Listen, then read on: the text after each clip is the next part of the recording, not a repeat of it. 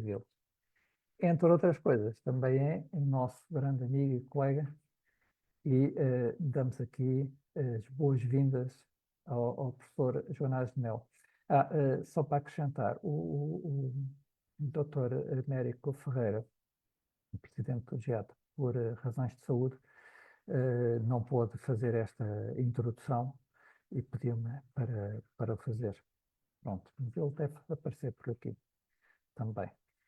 Pronto, eu vou-me calar e, professor Joanás Mel, por favor. Muito obrigado, Helder. Uma apresentação muito elogiosa. Como o Helder disse aqui, enfim, o motivo principal de estarmos aqui é que somos todos amantes do ambiente e, portanto, é com muito gosto que faço esta conversa ou que inauguro esta série de conversas, que é algo que já estava, devo dizer, planeado e falado há muitos anos, mas desta vez foi de vez. E fico muito honrado de me terem convidado como primeiro palestrante. O tema genérico da sessão de hoje são os grandes desafios ambientais da nossa era, e eu vou introduzir um conjunto de desafios ambientais enfim, alguns dos presentes já me conhecem, outros menos. Uma das minhas maiores virtudes e piores defeitos é não ter papas na língua e gostar de chamar as coisas pelos nomes. Portanto, podem contar com ciência QB e também com alguns desafios politicamente incorretos. Temos de facto desafios, enfim, muito sérios. Eu usei deliberadamente aquela imagem, que é obviamente um compósito, enfim, para exemplificar o nosso mundo a arder. E eu começava por falar na biodiversidade em queda, que é uma coisa pouco sexy, não se fala muito, mas é talvez a prazo a maior ameaça de todas que nós estamos a provocar. O meu segundo tópico é um assunto que assim é da moda, as alterações climáticas e a compreensão, a constatação de que essas alterações climáticas têm largamente causas humanas.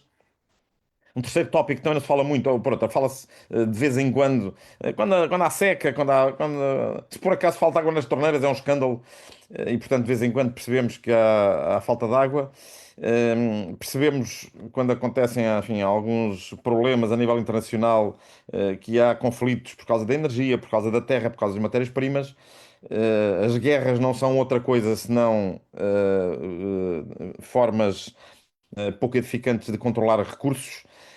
Temos um mundo que, depois de uma era relativamente pacífica, enfim, do pós-Guerra Fria, o nível de conflitualidade está a crescer em muitas partes do mundo.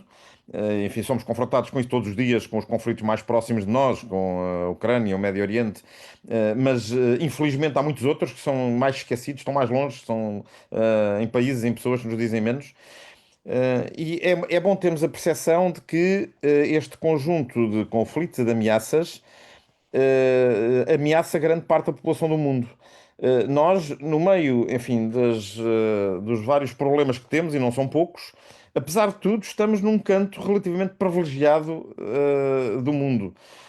E, portanto, este conjunto de coisas que nós estamos aqui a ver deve, mais do que preocupar-nos, porque a preocupação meramente intelectual ou tomar estas coisas como calamidades que nos vão acontecer não são muito boas para a saúde, para o stress. E, portanto, a postura correta não é preocupar-nos, é ocupar-nos, é fazermos coisas, que é o que o Giota faz. É fazer coisas para mudar este estado de coisas. Isso faz com que nós, enfim, nos dias bons nos sentimos úteis, mas, sobretudo, temos a noção de que somos todos parte do problema e da solução. Já voltaremos a esta questão. Eu vou terminar um bocadinho como estou a começar.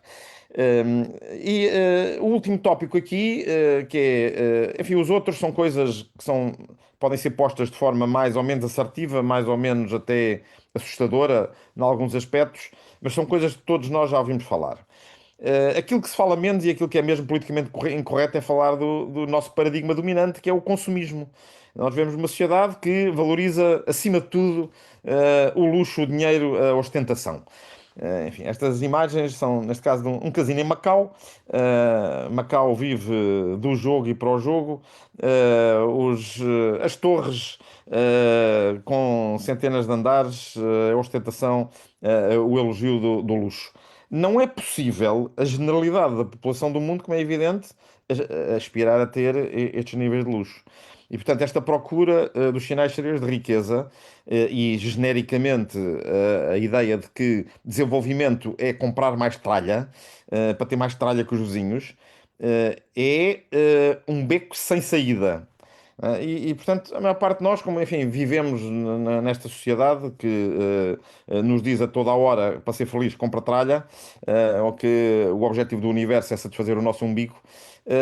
Bom, lamento informar que é mentira.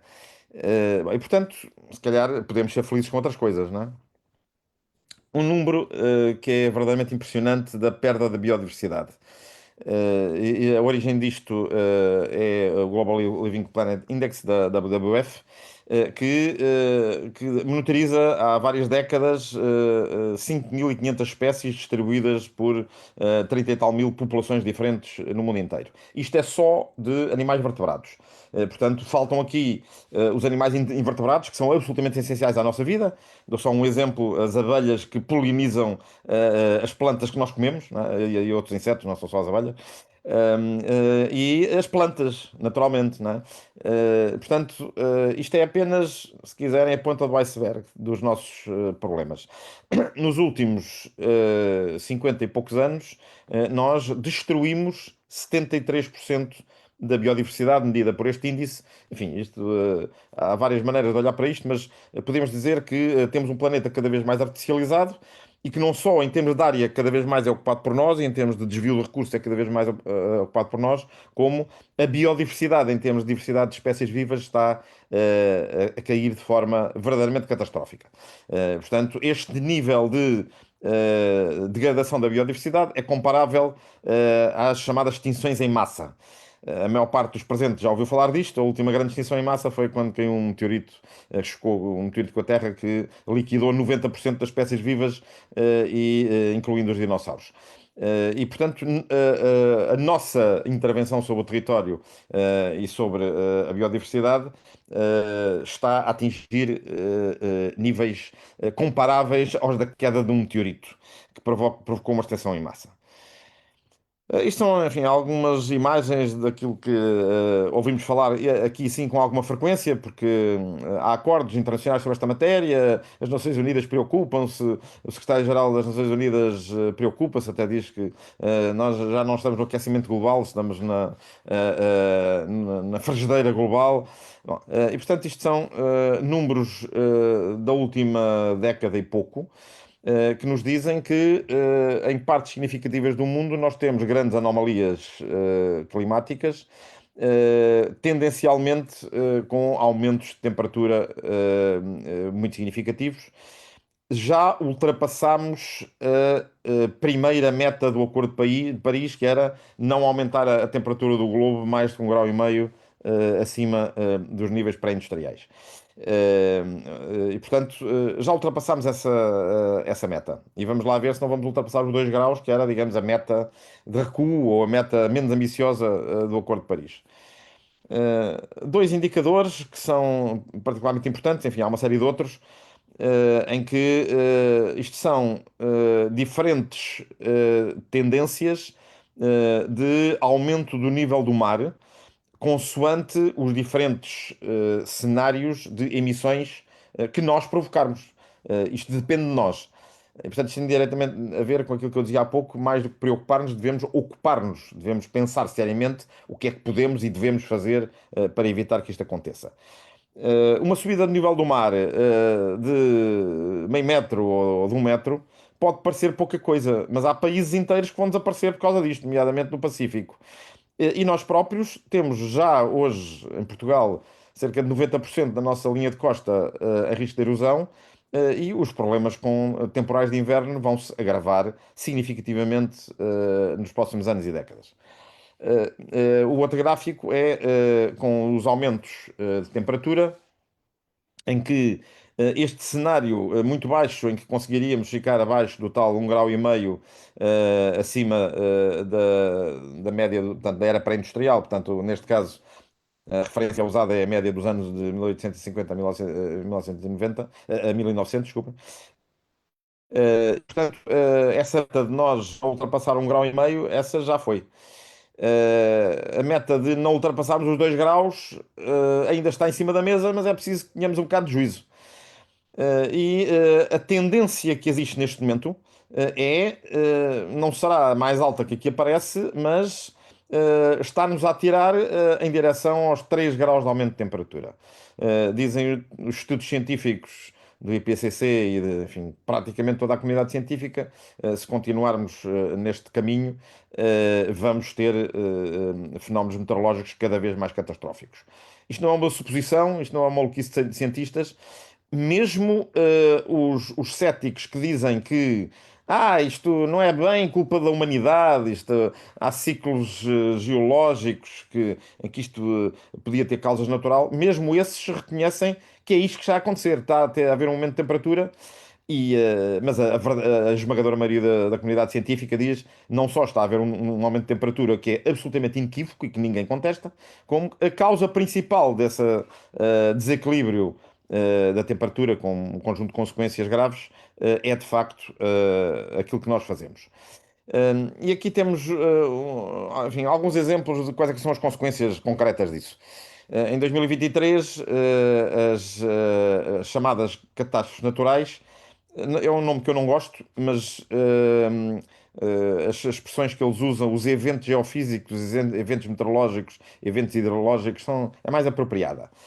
Portanto, a expressão catástrofe natural é mal escolhida, porque a maior parte das consequências destas catástrofes são por causa da nossa falta de juízo.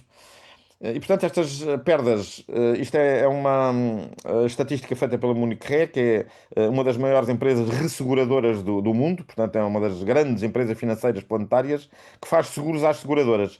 E, portanto, a Munich Re perdeu 250 bilhões de dólares só neste ano, com resseguros de seguradoras que tinham apólices que cautelavam pessoas e bens em caso das tais ditas catástrofes naturais. Mas a maior parte destas catástrofes naturais, por exemplo, quando falamos em fenómenos hidrológicos, toda a gente se lembra das imagens de Valência, há poucos meses, ou das imagens que há uns anos da Ribeira Quente, nos Açores, ou de outros desastres do mesmo género. A principal causa dessas fatalidades e desses danos materiais foi o facto de termos um péssimo ordenamento do território. Em muitos sítios em Portugal, como o caso de Valência, até tal e qual.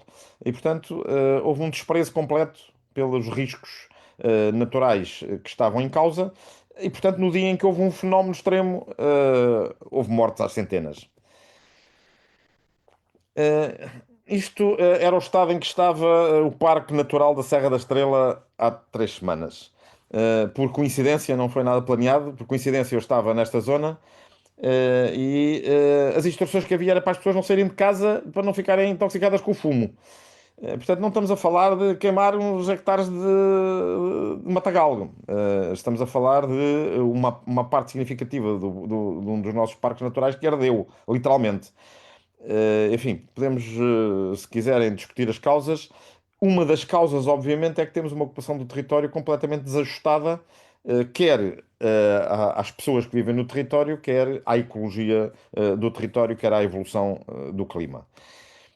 Hum, esta, esta fotografia é da Albufeira, se não me falha a memória, do Alto Lindoso, que é uma das zonas do país mais abundantes em água, em que recentemente, enfim, antes de.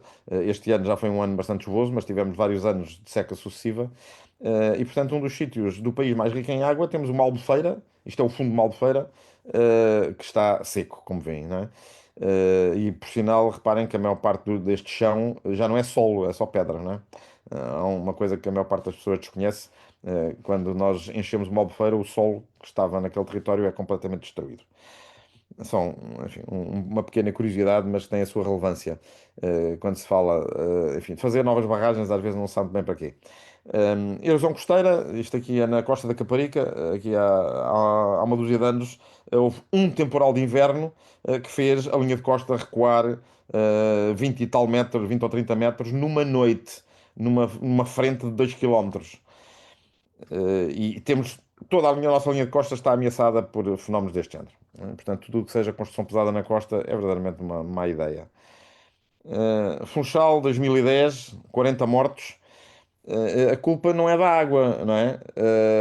Em Portugal, a única lei que se cumpre é a lei da gravidade. Mas a estuparada lei da gravidade cumpre-se sempre, não é? Quando chove, a água tem que ir para algum lado. E portanto, o problema aqui, temos esta situação extraordinária de temos um rio a correr por cima da rua. A culpa não é do rio, a culpa é da rua. Quando se construiu a rua em cima do rio, sabia-se ou devia-se saber que mais tarde ou mais cedo uma coisa destas iria acontecer. Alepo, na Síria, além da Síria e o norte da Síria em particular ser uma região mártir em termos de conflitos, vemos aqui aquilo que é simultaneamente causa e consequência dos conflitos e das alterações climáticas. Do lado esquerdo temos uma fotografia aérea de 1984. Isto é Google Earth, qualquer um de vocês pode consultar isto no seu computador e ver como é que foi a evolução ao longo dos anos. Aquelas manchas verdes acastanhadas são zonas irrigadas.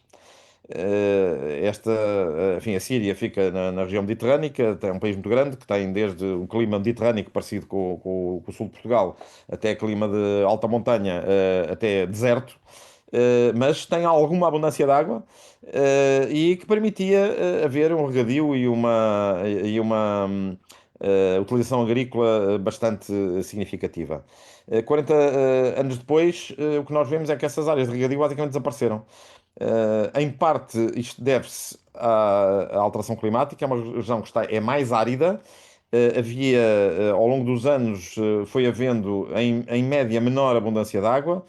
Isso agravou os conflitos políticos que existiam, portanto, de um governo totalmente desrespeitador dos direitos humanos. Portanto, esta é uma das zonas mártires da guerra civil na Síria.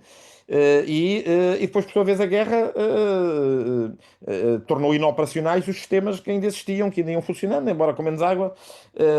Portanto, neste momento, esta zona é uma zona pobre, destruída e eu diria mártir.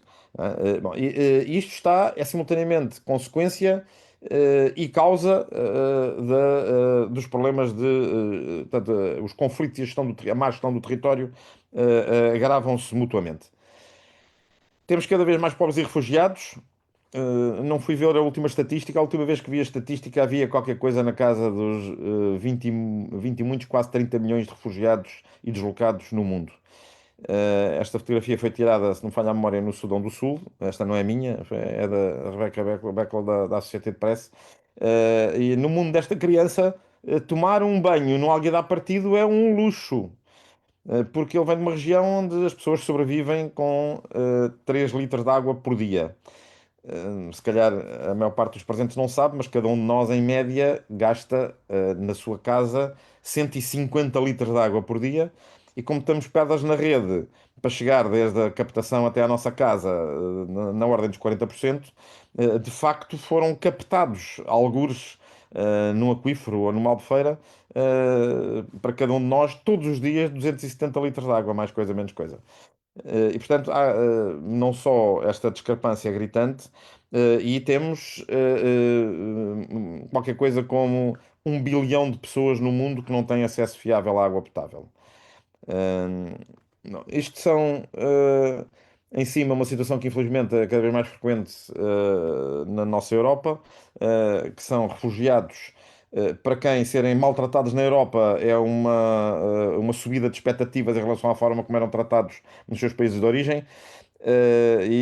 Aqui na fotografia em baixo à esquerda, isto é um semi-rígido da Marinha Portuguesa, pertencente a uma fragata nossa que está normalmente, uma fragata, uma patrulha que estão permanentemente como parte da força da União Europeia, para simultaneamente o salvamento de pessoas que estão em vias de morrer afogadas que morrem aos milhares todos os anos no Mediterrâneo, os refugiados, e para tentar controlar a imigração ilegal, que é uma tarefa basicamente impossível, porque as pessoas que se arriscam a morrer no mar, é porque vêm a fugir de alguma coisa, que eles consideram ainda pior. E, portanto, não é criando uma cortina de ferro que vamos resolver o problema. Portanto, estes órgãos internacionais que nós temos, temos, além do Acordo de Paris, que é mundial, o Pacto Ecológico Europeu, que tem, enfim, um conjunto de compromissos, de reduzir as emissões de gás de efeito de estufa 55%, até 2030, comparado com 1990. Já vou mostrar como é que estamos ou não estamos a convergir nessa matéria. A promessa ou a ambição é de atingir a neutralidade climática até 2045, ou seja, que para além de 2045 não haja agravamento das causas antropogénicas do clima, e dar prioridade à conservação da natureza em 30% do território europeu. Isto é um compromisso do Pacto Ecológico, que agora anda a ser posto em causa no Parlamento Europeu, enfim, devido à constelação política que existe. E há uma série de diretivas e regulamentos europeus a que nós estamos obrigados e que nos dizem para onde é que devemos ir. E, portanto, isto não é falta de conhecimento, nem sequer é falta de compromissos escritos no papel. A eficiência energética, já vamos falar um pouco disso. As alegações ambientais, quando vamos ao supermercado, dizemos isto é verde, isto é amigo do ambiente. Em uma grande parte dos casos, essas alegações ou são absolutamente falsas ou, na melhor das hipóteses, não são fundamentadas em condições. E, portanto, temos que mudar esta forma de olhar para as coisas. E a lei do restauro da natureza que diz que nós temos que restaurar a natureza porque estamos a perdê-la todos os dias e, portanto, temos que inverter este processo verdadeiramente desastroso. Não estamos, de facto, a convergir na alteração climática. Aqui do lado esquerdo temos estatísticas, desculpem, estatísticas mundiais, de onde é que vem a maior parte da poluição. Enfim, neste momento, o maior emissor já é a China, não per capita, mas em termos globais. Depois temos a Ásia, o resto da Ásia e os Estados Unidos, e depois aparece aqui a Europa. A Europa devia estar a reduzir, e aqui do lado direito temos a linha que mostra as melhorias das emissões de gás de efeito de estufa na Europa. Bom, nós só cumprimos a meta de 2020 porque tivemos o Covid, portanto não foi por uma boa razão. E temos a meta para 2030 e o percurso que estamos a seguir neste momento é este tracejado fininho. E com medidas adicionais que estão em cima da mesa para discussão e não é garantido que sejam aprovadas, estamos aqui, como vem, ainda longe das metas de 2030. Portanto, nós, Europa, nós somos a região mais rica do mundo, enquanto região. Claro que há alguns países onde o rendimento per capita é maior do que na Europa e a própria a Europa não é homogénea, também tem diferenças, mas à escala planetária nós somos de facto aqui uma região particularmente, enfim,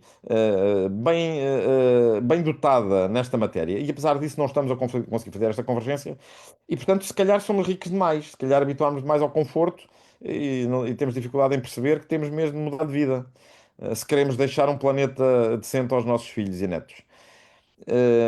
Isto aqui é uma análise, não é de nenhuma organização ecologista, é do Fundo Monetário Internacional, que critica ferozmente as distorções de mercado que redundam em ineficiências económicas.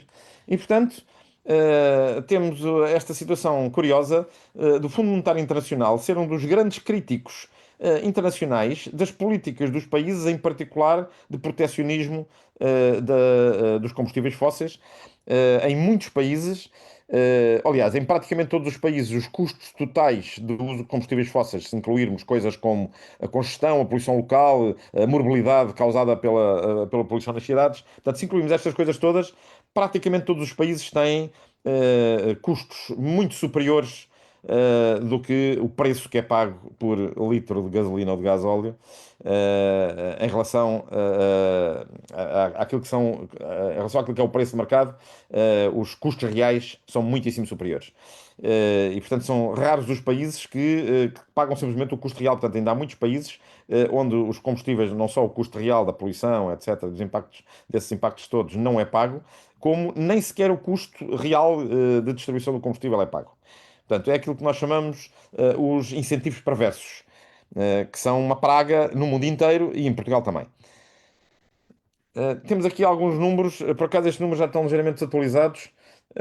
Estes números são, penso eu, de 2020 ou por aí, em que como é que é a distribuição modal nos vários países da União Europeia e ao longo dos anos. O número atual, Portugal aparecia aqui com, acho que isto era há 4 ou 5 anos atrás, aparecia com cerca de 88% do tráfego ou do serviço de transportes prestado, medida em passageiros de quilómetro, 88% era em automóvel individual e, portanto, apenas 12% em transporte coletivo. Neste momento, este número do automóvel individual subiu para 91%. É um dos números mais altos do mundo. E, portanto, fala-se muito, à boca cheia, de mobilidade mais sustentável e dos grandes empreendimentos que vão ser a salvação da pátria. Já vamos ver quais é que são os grandes empreendimentos que são a salvação da pátria. Eh, Portanto, como é que está a evoluir isto aqui no nosso pequeno retângulo? Isto são as emissões de gás de efeito de estufa.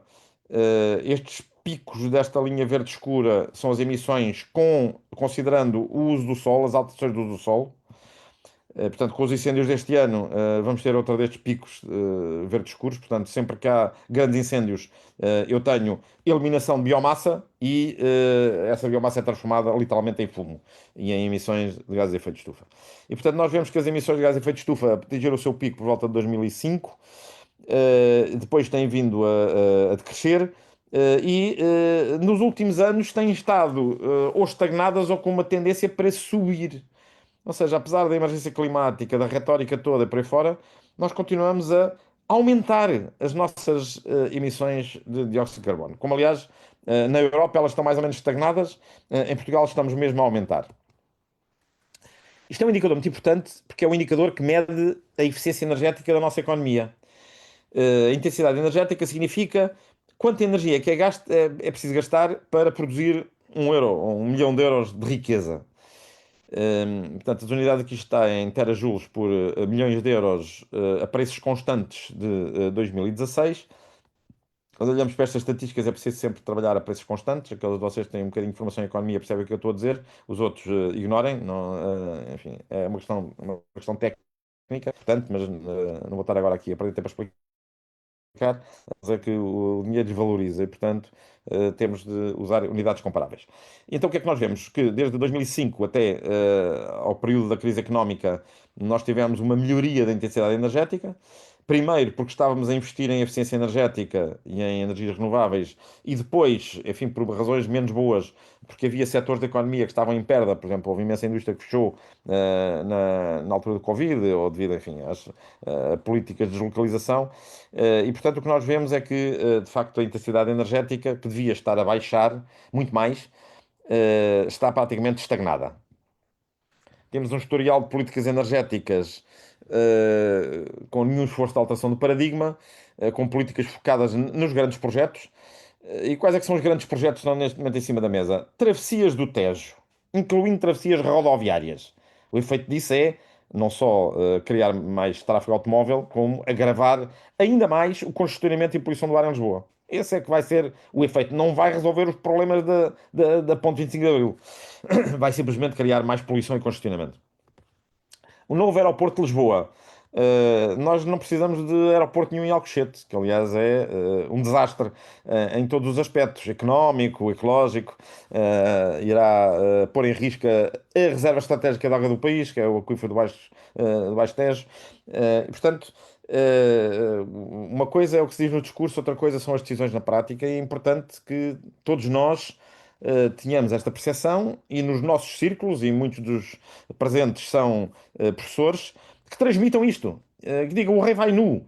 Isto não é um problema deste governo, não é um problema partidário de todo, não é? Temos um historial de várias décadas de governos, de variadas cores políticas, a fazerem exatamente a mesma coisa no que toca a este tipo de empreendimentos ou decisões relacionadas com sustentabilidade, ou neste caso com a energia. E, portanto, vou focar um bocadinho mais em energia. Enfim, não tínhamos tempo para estar aqui a cobrir em detalhe todas aquelas temáticas que eu referi no início, mas a energia é é um tema particularmente atual, e vale a pena um bocadinho aprofundar um bocadinho. Portanto, precisamos mesmo mudar profundamente o paradigma. Como é que podemos fazer isto? Isto é uma contabilidade das distorções do mercado energético. Eu não tive tempo para atualizar isto, peço desculpa, mas isto baixou um bocadinho. Mas ainda está as distorções do mercado de energia. O que é que são as distorções do mercado de energia? São vários tipos de benefícios fiscais, subsídios, por aí fora. Portanto, há aqui a lista dos mais significativos. Neste momento, essas distorções andam na ordem dos 3 mil milhões de euros por ano, é 1,5% do PIB, que são benesses para certos setores à custa de todos nós, à custa dos nossos impostos, basicamente. E, portanto, uma das coisas que se devia fazer era acabar com estes incentivos perversos. Se alguém tiver curiosidade sobre algum deles, depois eu posso explicar. Uh, A grande hídrica, esta tara que existe das grandes barragens, claro que as barragens têm uma função, em Portugal temos à volta de 200 grandes barragens, das quais 70 estão equipadas com sistemas hidroelétricos, portanto, para a produção de eletricidade. Isto é o mesmo sítio. Isto era o nosso melhor ecossistema ribeirinho em Portugal, antes e depois de ter sido desmatado para ser afogado pela barragem do Baixo Sabor. E isto é um empreendimento que não tem rentabilidade, produz energia elétrica ao dobro do preço do mercado. Portanto, nós estamos a pagar na nossa fatura, estamos a pagar uma fatura mais cara para esta aberração que estamos a ver aqui. Isto é uma fotografia do mesmo sítio, antes e depois da desmatação, porque não se pode deixar depois enfim, a madeira, a vegetação a apodrecer quando se enche a albufeira, não é? Portanto, isto é uma medida necessária para operar a albufeira, mas dá uma ideia do grau de destruição que nós estamos aqui a causar. Outro exemplo de voluntarismo bacoco, desculpem a expressão, que é arrasar áreas produtivas, agrícolas e florestais. Eu dou aqui um exemplo emblemático da Quinta da Torre Bela, que foi famosa no PREC, para os mais jovens, o processo revolucionário em curso, em 1975, que foi uma herdade que foi ocupada e teve um processo de gestão complicado e tal, mas que era uma unidade, enfim, mal ou bem, era uma unidade, independentemente dos julgamentos ideológicos que nós possamos fazer sobre o que se passou em 1965, era uma unidade agroflorestal produtiva. E, portanto, o que se fez aqui foi começar por massacrar 540 animais, isso deu, aliás, um escândalo muito grande, e depois arrasar completamente o território para o substituir por painéis fotovoltaicos. Atenção, o Giota em geral e eu pessoalmente somos a favor da energia solar, obviamente. Mas isto não é maneira de fazer a coisa, não é?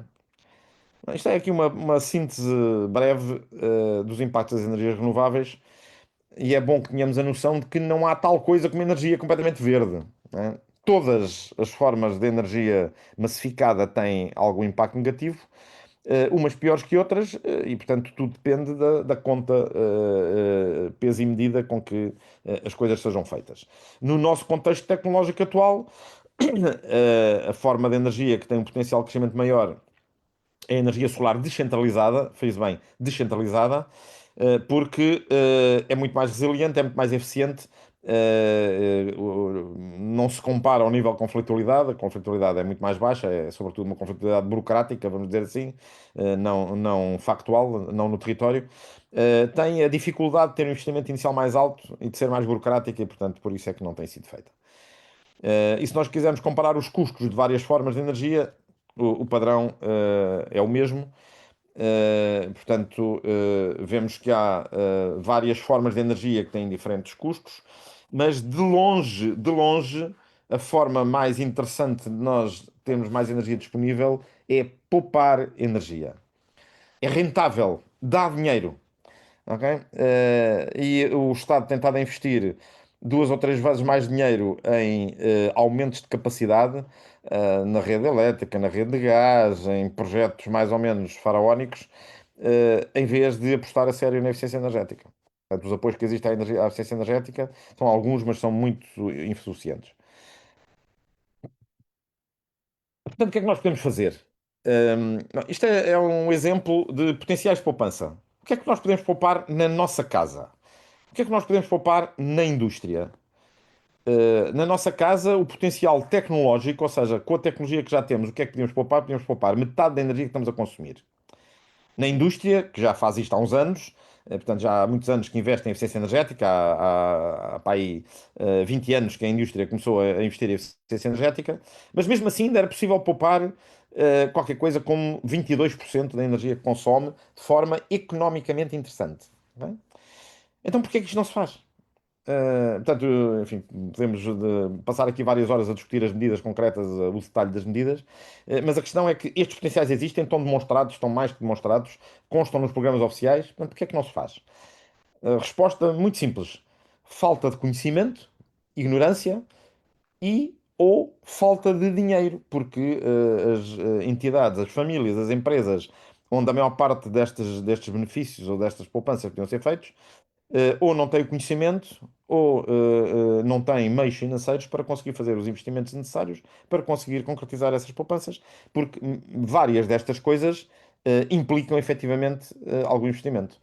Com exceção da mudança de hábitos, mas a mudança de hábitos, enfim, tem várias vertentes, mas só com mudança de hábitos, sem perder absolutamente nenhum conforto e sem investir um tostão, nós conseguiríamos poupar nos redondos 3% ou um pouco mais, 3%, 5% daquilo que consumimos.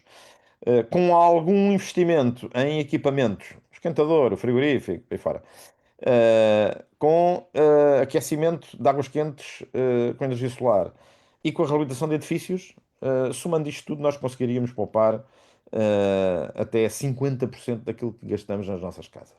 Com mais conforto. Isto é muito importante. O outro setor onde nós temos problemas muito graves é o setor da mobilidade. Enfim, temos aqui alguns exemplos de diferentes tecnologias. Um comboio suburbano não é a mesma coisa que um comboio de alta velocidade. Uma bicicleta funcional não é a mesma coisa do que usar uma bicicleta de criança. E há algumas utilizações que ainda precisamos de usar o carro de vez em quando, não é? Mas se calhar não precisamos de 91% das nossas deslocações sejam feitas de carro, não é? Portanto, quais é que são as questões críticas na política climática? A primeira questão, obviamente, é mudar a cabeça. É querermos mudar, é querermos fazer as coisas diferentes. E não basta dizer que a culpa é dos outros, a culpa é do Presidente da Câmara, ou a culpa é do Governo, ou a culpa da América, ou a culpa é da Rússia, ou a culpa é da China. Com certeza que esses têm toda a sua quota parte de responsabilidades e de culpas, mas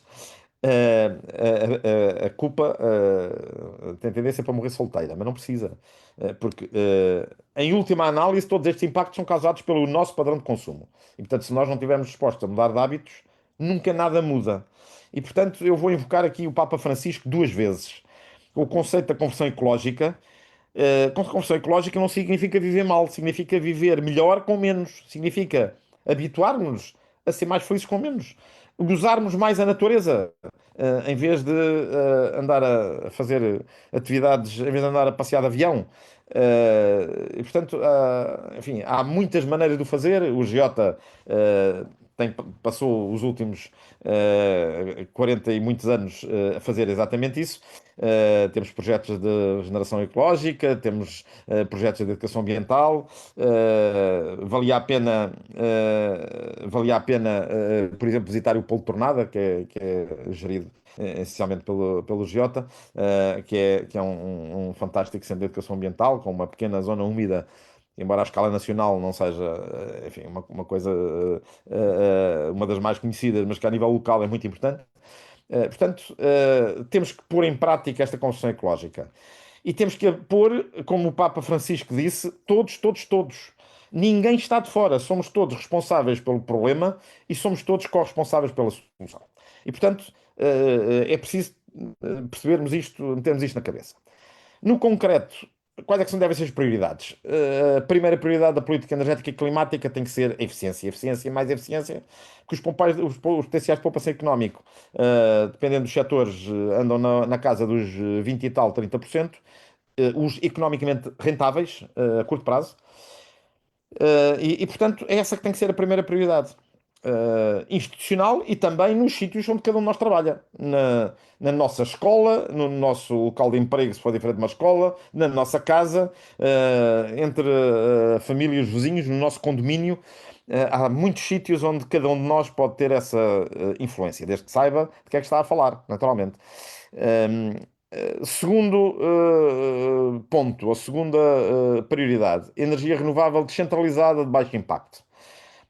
As formas de energia não são todas iguais, todas elas têm o seu papel, mas a prioridade tem que ser naquilo que é prioritário. E a prioridade deve ser, enfim, há aqui várias abordagens que podemos ter, mas basicamente é promover o mais possível a descentralização da produção de energia, promover as comunidades energéticas, as chamadas redes inteligentes. Cada um de nós, na nossa casa, no nosso prédio, pode ser um nó de uma rede inteligente em que somos simultaneamente consumidores, produtores e armazéns de energia.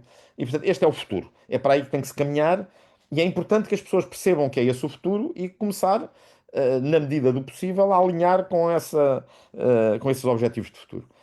Mobilidade mais sustentável, enfim, eu já dei os exemplos das alarvidades das travessias rodoviárias do Tejo ou do novo aeroporto de Lisboa. Eu estou a usar uma expressão vernácula deliberadamente, e se alguém quiser questionar ou está naturalmente à vontade, estamos mesmo a falar de alarvidades.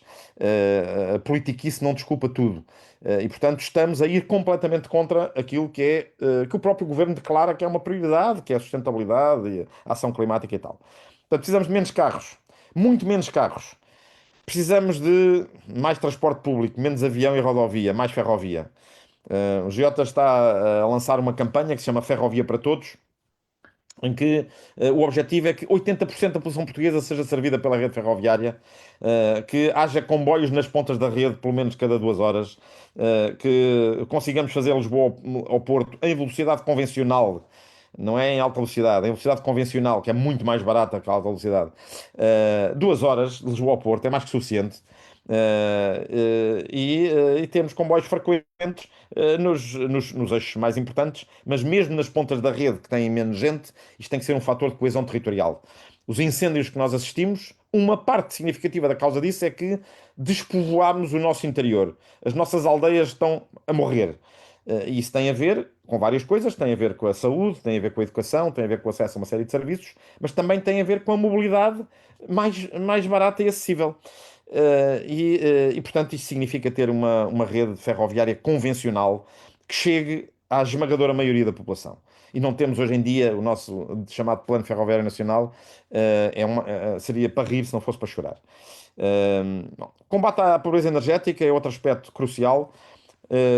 Mais de 20% da população portuguesa não consegue climatizar a sua casa, especialmente no inverno. Portanto, estamos a falar de casas frias, que são um problema de saúde pública, e que são insalubres, causam mesmo doenças, porque têm umidades, porque têm fungos, porque têm isto, aquilo e outro. E a causa disso não é apenas pobreza de dinheiro. Há, por exemplo, muitas pessoas idosas que vivem sozinhas, que até podem ter dinheiro, algumas, outras não, mas vivem em casa alugada e, portanto, não têm capacidade para alterar as condições da sua casa. Ou não têm conhecimento, até poderiam ter capacidade financeira, mas os contratos de arrendamento dificultam isso, não há nenhum mecanismo para fazer isso. Portanto, temos cerca de 25% da população portuguesa que vive em casas que não cumprem os requisitos modernos de conforto térmico dos edifícios. E isto tem que ser uma prioridade. Existem umas medidazinhas, umas coisas chamadas a casa eficiente e não sei o quê, que chegarão, na melhor das hipóteses, com os financiamentos que estão atribuídos para os próximos anos, a 3% da população, quando 75% da população vive nesta situação. Portanto, é preciso fazer muito mais, é preciso ter investimento, mas é preciso que esses apoios sejam dirigidos da forma inteligente. No caso de famílias de classe média que vivem em casa própria, a melhor maneira é fazer isso com benefícios fiscais. Deduções no IRS. Já existiu no passado, funciona, é o que existe na maior parte dos países europeus. e cá também funcionará. Para as famílias com mais dificuldades, seja por pobreza financeira ou por outro conjunto de circunstâncias, a idade, a saúde, as dificuldades com o contrato de arrendamento, enfim, há toda uma série de razões que tornam muitos dos nossos concidadãos difíceis de alcançar em termos destas políticas energéticas. Esses têm que ser apoiados de forma mais assertiva, nomeadamente utilizando os canais dos apoios sociais e juntar ao apoio social um apoio técnico que passe pela a melhoria da casa. Restauro ecológico, isto parece não ter nada a ver com a energia, mas tem tudo a ver com a energia, com a energia e com o clima, por várias razões. Desde logo, não estarmos a deitar abaixo árvores para fazer painéis fotovoltaicos. Se nós pusermos painéis fotovoltaicos e térmicos nos nossos telhados, conseguimos produzir 2 a 3 vezes a energia que os edifícios precisam. E portanto, nós poderíamos já hoje estar a produzir a maior parte da nossa energia em cima dos nossos edifícios, sem necessidade absolutamente nenhuma de estar a espatifar florestas. O Giota recentemente fez um parecer negativo sobre um parque solar que propunha deitar abaixo, já não me lembro do número exato, mas era à volta de 200 mil árvores. 200 mil. Não é 200 árvores, 200 mil árvores em Alcotim, se não me falha a memória. E portanto, temos que realmente ganhar juízo e ter a noção das prioridades, e não fazer este tipo de barbaridades. Mas este restauro ecológico também é importante por outras coisas que têm a ver com a nossa vida. Se nós, para sequestrarmos carbono, para agarrarmos o carbono que está na atmosfera, a única maneira de fazer isso é ter uma ocupação do território que efetivamente agarre e mantenha o carbono. E só há duas coisas que fazem isto: solos de muito boa qualidade que estão a acumular matéria orgânica, ou florestas que estão a crescer. Uma floresta a crescer captura carbono. Uma floresta em pé mantém o carbono, é um armazém de carbono, mas não captura mais. Uma floresta madura é um excelente armazém de carbono. As nossas florestas em estado próximo natural são por hectare os melhores armazéns de carbono que nós temos, mas não estão a capturar mais carbono. Precisam de ser conservadas religiosamente e, além disso, precisamos de ter novos espaços onde regeneremos o ecossistema e permitamos que o ecossistema, naturalmente, a fazer essa captura de carbono. Esse mesmo ecossistema vai regular o ciclo hídrico. É uma coisa muito bem conhecida, aqueles dos presentes que, enfim, conhecem um bocadinho o país, sabem que quando se começou a eucaliptizar o país todo, as nascentes secaram, não é? Porquê? Porque o eucalipto é uma árvore muito eficiente a transformar água em madeira, mas também é muito eficiente a eliminar a concorrência das outras plantas que viveriam por baixo do eucalipto. E, portanto, isso, não só o eucalipto consome a maior parte da água disponível, como impede a infiltração da água no terreno, porque a água não vai ser retida pela vegetação. Portanto, aquelas coisas que se dizem, que a gente ouve dizer, e tal, que a culpa dos incêndios é a falta de limpeza das matas. Isto é outra barbaridade, não é? Eu não sei o que é que eles querem limpar, mas a maior parte não tem noção nenhuma do que é limpar uma mata. Eles limpam matas. Aquilo que se pode limpar é matéria combustível que está à volta de povoações. Ou de acessos, mas mesmo aí tem que se substituir com outra coisa qualquer. Porque se tirar a erva e não se fizer mais nada, ela volta a crescer. Não é? E portanto, numa primavera chuvosa como esta que nós tivemos, uma das causas do grau de gravidade de alguns dos incêndios que nós tivemos foi que cresceu a vegetação. E se um incêndio de grandes dimensões não é atacado nos primeiros 15 minutos em que está a começar, a partir do momento em que foge de controle, foge mesmo do controle, não é? Porque o incêndio se alimenta a si próprio, porque ele próprio gera temperaturas muito elevadas, gera ventos, o próprio incêndio gera ventos, e ainda por cima é capaz de atirar com materiais combustíveis a centenas de metros de distância. E, portanto, o incêndio propaga-se a si próprio, amplia-se, regenera-se a si próprio. E portanto, a única alternativa a isto é nós termos, é mudarmos o padrão de ocupação do território. E portanto, as áreas que ardem mais são as áreas que não têm gestão nenhuma. Portanto, a culpa não é do eucalipto. O eucalipto não tem culpa nenhuma. A plantação de eucalipto é como uma plantação de batatas ou de tomate. Portanto, é uma espécie importada que tem alguma utilidade se for usada dentro, de parâmetros de bom senso. E quais é que são as ferramentas principais para fazermos isto? Uma ferramenta de que o Giota defende há mais de 30 anos, que é a reforma fiscal ambiental. Isto é muito importante. É o conceito de que devemos penalizar aquilo que destrói o ambiente, poluir tem que ser caro. Investir em medidas boas, para a equidade social e para o ambiente tem que ser rentáveis. E, portanto, isso pode ser feito com uma variedade de mecanismos. E estes serviços de ecossistemas que eu estava aqui a referir, a biodiversidade, a regulação do ciclo hídrico, o sequestro de carbono, isto tem que ser pago. Porque se não for pago, não acontece no território. Se o proprietário, ou o arrendatário de um terreno não recebe nenhum benefício por estar a prestar um serviço público, não o presta, como é evidente. E isto não vai dar com leis, não é? Como eu dizia há bocado, a única lei que se cumpre em Portugal é a lei da gravidade. Portanto, se nós queremos que estas coisas mudem, temos que ter ferramentas económicas que sejam eficazes. Não é uma lista de 45 medidas feitas de um dia para o outro. Uma lista de 45 medidas feitas de um dia para o outro. Quando nós não queremos fazer nada, dizemos que fazemos muitas coisas, não é? Quando há 45 prioridades, não há prioridade nenhuma. Não. Portanto, é preciso perceber como é que as coisas funcionam e ganhar um bocadinho de juízo. Bom, algumas medidas prioritárias, que cruzam algumas destas coisas. Temos que criar uma taxa de carbono. Poluir tem que ser caro. E esta taxa de carbono tem que ser significativa. Isto deve substituir os impostos que já existem. Portanto, uma das regras é, ao fazer esta reforma, não podemos aumentar a carga fiscal global. Ou seja, em média, as famílias e as empresas não podem ser prejudicadas. Porque se nós criarmos as chamadas ecotaxas sem contrapartidas, isso vai ser mau para a economia e vai, ser mau para as famílias. Mas aí, o truque, ou enfim, a doutrina que já está estudada há décadas, isto não é nada de novo. Nós aplicamos ao caso português, com dados reais de Portugal, aquilo que é, o melhor conhecimento da ciência económica, e da doutrina, da boa gestão de dinheiros públicos, à escala internacional. Portanto, foi um exercício relativamente inovador. Portanto, foi um trabalho desenvolvido na universidade, no âmbito de um projeto que foi lançado pelo Giota, envolvendo várias universidades.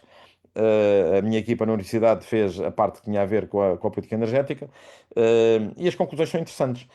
Mudando de sítio 1.100 milhões de euros por ano de dinheiro dos contribuintes, nós conseguimos produzir um conjunto de resultados, incentivar, apoiar a sério a renovação, de edifícios no sentido do conformo térmico e da eficiência energética. Medidas prioritárias na indústria e serviços, não é qualquer coisa. Tem-se andado a tirar dinheiro à indústria como forma de compensar, a subsidiação da indústria concorrente noutros países. Em vez de se pensar o que é que nós podemos fazer para incentivar na nossa indústria melhor eficiência e, portanto, custos futuros mais baixos e, melhor desempenho ambiental. E, portanto, isto faz-se incentivando ou apoiando especificamente, medidas, de eficiência energética e medidas de boa gestão da energia. Na área da mobilidade, aquilo que nós temos de fazer, aliás, uma das coisas que está aqui já foi posta em prática. Portanto, isto foram medidas que nós propusemos há alguns anos. Os estudantes, neste momento, têm os passes em Lisboa e Porto à borla. Não sei como é que está a situação no resto do país. Portanto, há um conjunto de benefícios, que tem que ser dado, quer aos utilizadores, para, facilitar o seu transporte público, mas também às empresas de transporte público com base no serviço prestado e na qualidade do serviço. Porquê é que não há mais gente a usar o transporte público? Por exemplo, na área de Lisboa e Porto. É muito simples, porque o transporte público é uma porcaria, desculpem-me, pardon my French. A qualidade é muito má. As frequências são baixas, os tempos de locação são longos, a intermodalidade, é miserável. Os passos até nem são caros. Neste momento, os passos até estão a um preço razoável. Mas a qualidade da oferta do serviço é péssima, comparado com qualquer outra capital europeia. E, portanto, as pessoas, são obrigadas a usar o carro.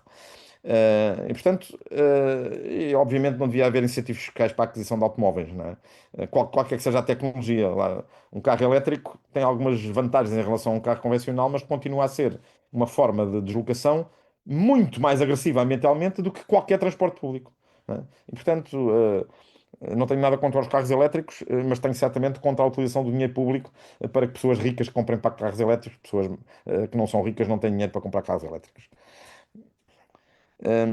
No sistema elétrico devemos apostar, a produção descentralizada, acabar com os subsídios à construção de barragens e outras barbaridades incluídas nos chamados custos, de interesse económico geral, que estão incluídos na nossa fatura e que nós pagamos. Qual é o lance disto? A ideia é o ISP substituído por uma taxa de carbono, acabar com os tais subsídios perversos, mas tendo uma taxa de carbono que se veja, nós vamos pagar um bocadinho mais pelos combustíveis, nós todos, não é? Quer nós, famílias, mas sobretudo as empresas que têm hoje em dia uma data de benefícios fiscais que não pagam os mesmos impostos que nós nos combustíveis automóveis. E esse dinheiro é reinvestido na economia, em que uma parte significativa dos beneficiários são as próprias famílias, nomeadamente através da beneficiação de edifícios e de custos mais baixos no transporte público, mas também a indústria de serviços, através da melhoria do funcionamento dos seus sistemas de gestão de ambiente e energia. E, portanto, o balanço disto em termos financeiros poderia ser neutro, é a tal neutralidade fiscal.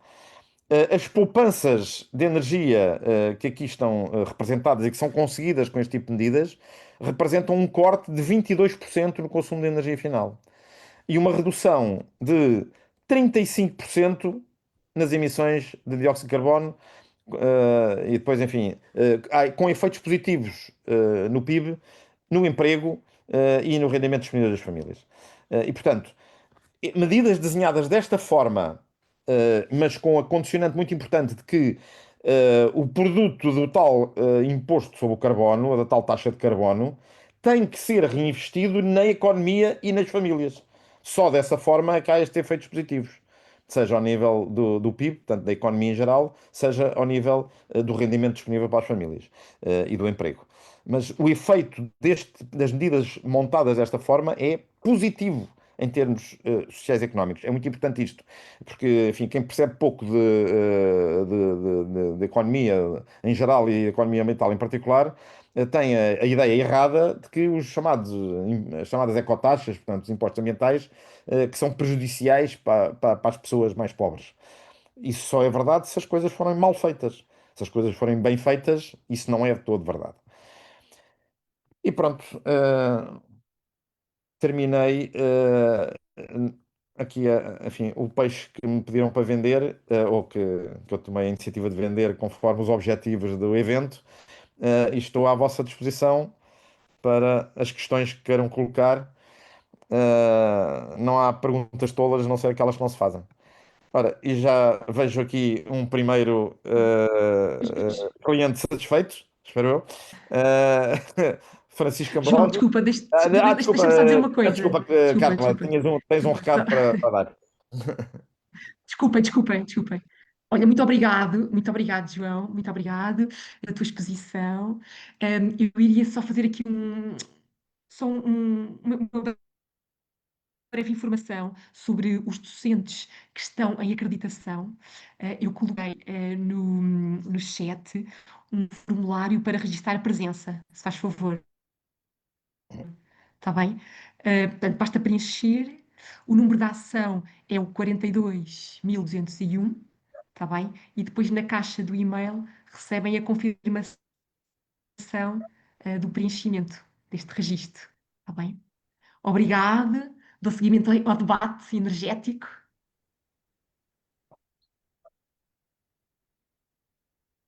Força, João. Temos aqui o Francisco, que tem aqui uma questão. Sim. Francisco, por favor.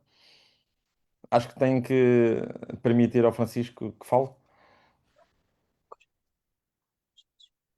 Alguém tem que ligar o microfone do Francisco. Já está, já está, ele já pode falar. Tem a de ligar o microfone. Francisco já pode. Peço desculpa, é que eu tive aqui um problema com os fones que ficaram sem bateria. Obrigado, professor. Conseguem-me ouvir? Sim, Sim, sim. sim, vamos ouvir perfeitamente. Sim, ok. Obrigado pela sua exposição, professor. Foi esclarecedor e fez pensar sobre alguns temas de outra forma, pelo menos para mim, que sou um jovem nesta área, tanto jovem de idade como jovem na área. Ahm, e gostava de lhe fazer uma pergunta, hum, que peço a sua opinião em específico, porque percebi que diretamente esta questão o chateia. Eu gostava de lhe perguntar se não acha que esta opção que está a ser tomada do aeroporto, que já agora permita-me que faça uma pequena correção, que é em Samar Correia, Conselho de Navente, não é Eu Alcochete. sei. Eu chamo Uh, pelo nome popular. como toca diretamente, que eu resido no Conselho, eu faço sempre questão de corrigir quem posso, para ver se passa a mensagem, mas sem problema nenhum.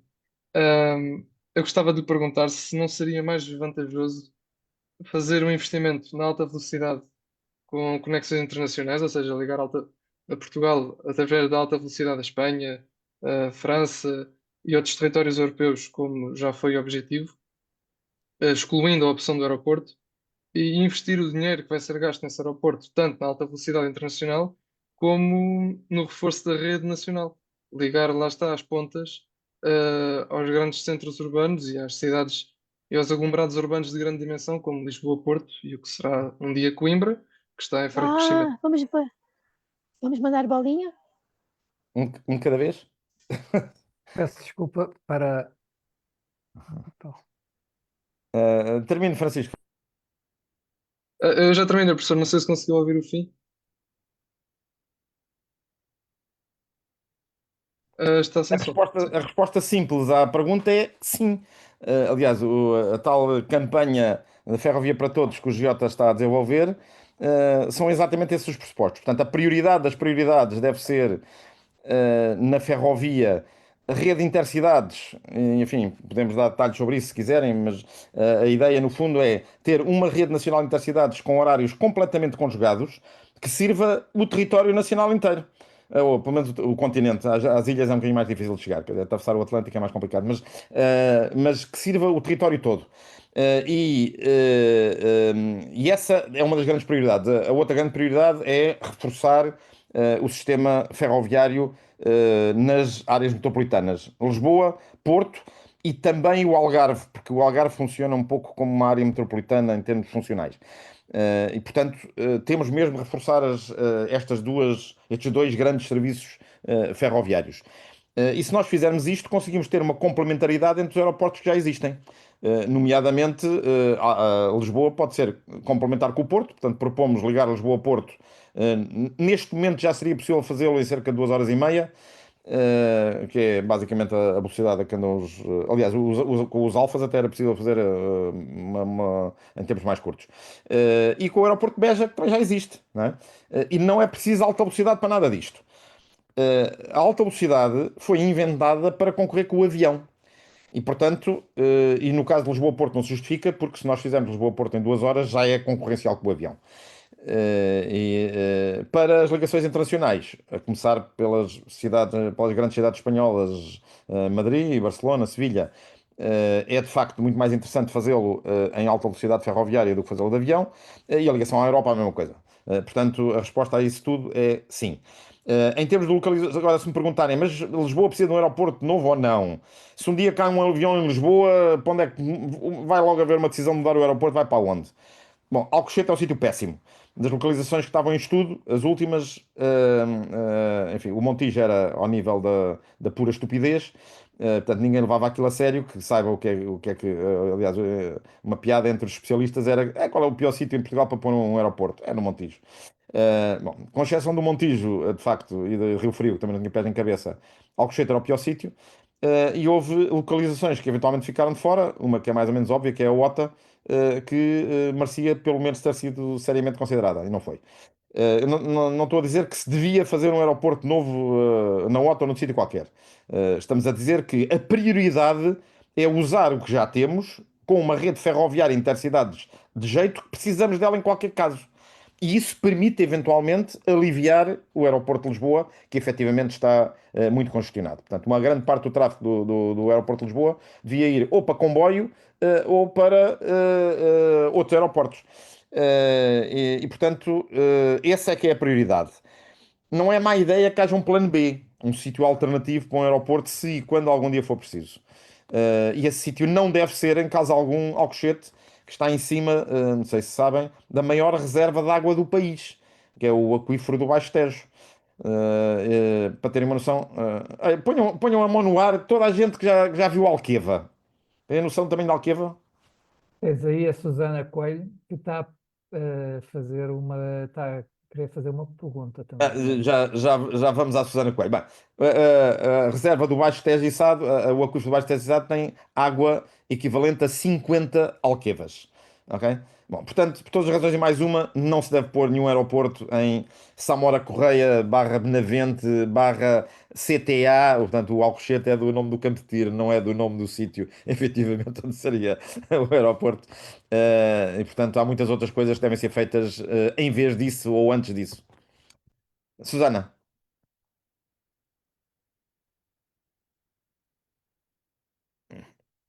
está sem som.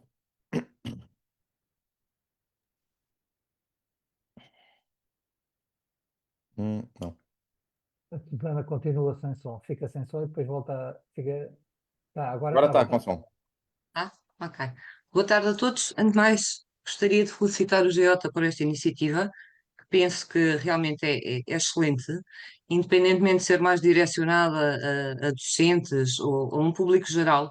Acho que falta muito disto, que é meter, bradar ao mundo, como se diz nos Algarves, onde eu neste momento estou a residir, o que é que são os nossos problemas. E gostaria de pronto, focar aqui num dos aspectos que o professor Joanás de Melo referiu e que para mim, eu sou bióloga de feito, digo eu, que é algo que me tem preocupado muito e várias pessoas que residem no Algarve e não só, que é, como é que eu lhe hei de chamar? Se calhar é as coisas pelos nomes. Ora bem. O greenwashing que se faz à volta das energias renováveis. Pronto, e onde é que eu quero chegar com isto? Se calhar algumas pessoas estão minimamente a par, há outras não, mas o que é facto é que hoje em dia um comum mortal, quando ouve falar em energias renováveis, acha que temos aqui a salvação do mundo, não é? E portanto, vamos resolver todas as crises climáticas, vamos deixar de ter secas e ondas de calor e inundações e tudo mais. Portanto, agora vamos encher o país de parques solares e de parques eólicos e pronto, e acaba tudo. Isto em 5 anos já não vamos ter problema nenhum. Pronto. E, exagerando um pouco, hum, é um pouco, digamos que a mensagem que eu acho que está a ser transmitida e que não é correta. E foco muito, e sem dúvida que estou 100% de acordo com aquilo que foi dito da questão de as energias renováveis terem de ser descentralizadas. E acho que aqui é um ponto muito importante a sensibilizar e a consciencializar as populações. Porquê? Quantas vezes eu já não ouvi? Eu já não percebo, mas vocês querem sol na eira e chuva no naval. Não querem combustíveis fósseis, mas depois não querem os renováveis. Eu digo sempre, eu não sou contra os renováveis, mas cada coisa no seu sítio, ou como se costuma dizer, cada macaco no seu galho. Agora, e como foi muito bem dito, e que infelizmente é o que todos os dias estamos a assistir, alguém que acompanha o portal Participa, quase todos os dias tem um estudo de impacto ambiental ou uma proposta de definição de âmbito para um parque eólico, um parque solar, hum, em que, portanto, isto estão a crescer que nem cogumelos, ou sei lá eu como. A questão é, onde é que vamos colocar essas infraestruturas de energias renováveis? Quais vão ser os impactos negativos? E se realmente há uma compensação ou se há formas alternativas de fazer as coisas. E o que eu tenho assistido, e não sou a única pessoa, é exatamente essa questão de não interessa descentralizar. E agora, também sendo muito direta, a minha opinião é: isto não interessa, não é feito porque não interessa. Não interessa às grandes empresas de produção energética, não interessam estas medidas. Até aí há uns meses atrás tínhamos medidas de eficiência energética, em que, mas era a tal história, como referi muito bem, só quem tinha algum capital para investir, para mudar janelas, portas, colocar painéis solares, bombas de calor, é que poderia fazer. Portanto, isto estaríamos a falar numa classe média alta. Neste momento essas medidas Peço não desculpa, existem. pode sintetizar, que é para darmos Sim, pronto. A minha oportunidade a outra questão, pessoa. peço desculpa por me ter alongado. A minha questão é dar realmente muita importância a esta parte da descentralização da energia renovável. Acho que é um ponto fulcral e o que é facto é que se calhar as pessoas ainda acreditam que estes parques eólicos e parques solares é o que nos vai salvar. Muito obrigada, então. Obrigado, Susana. Sim, estamos de acordo. A questão é, nós, o Giota tem dito isso alto e bom som. Aliás, nós somos favoráveis às energias renováveis desde sempre, mas energia, o renovável não é sinónimo de sustentável. E há muitas energias ditas renováveis, aquelas que são talvez até as mais agressivas de todas, são as grandes barragens, porque destroem permanentemente todo um ecossistema.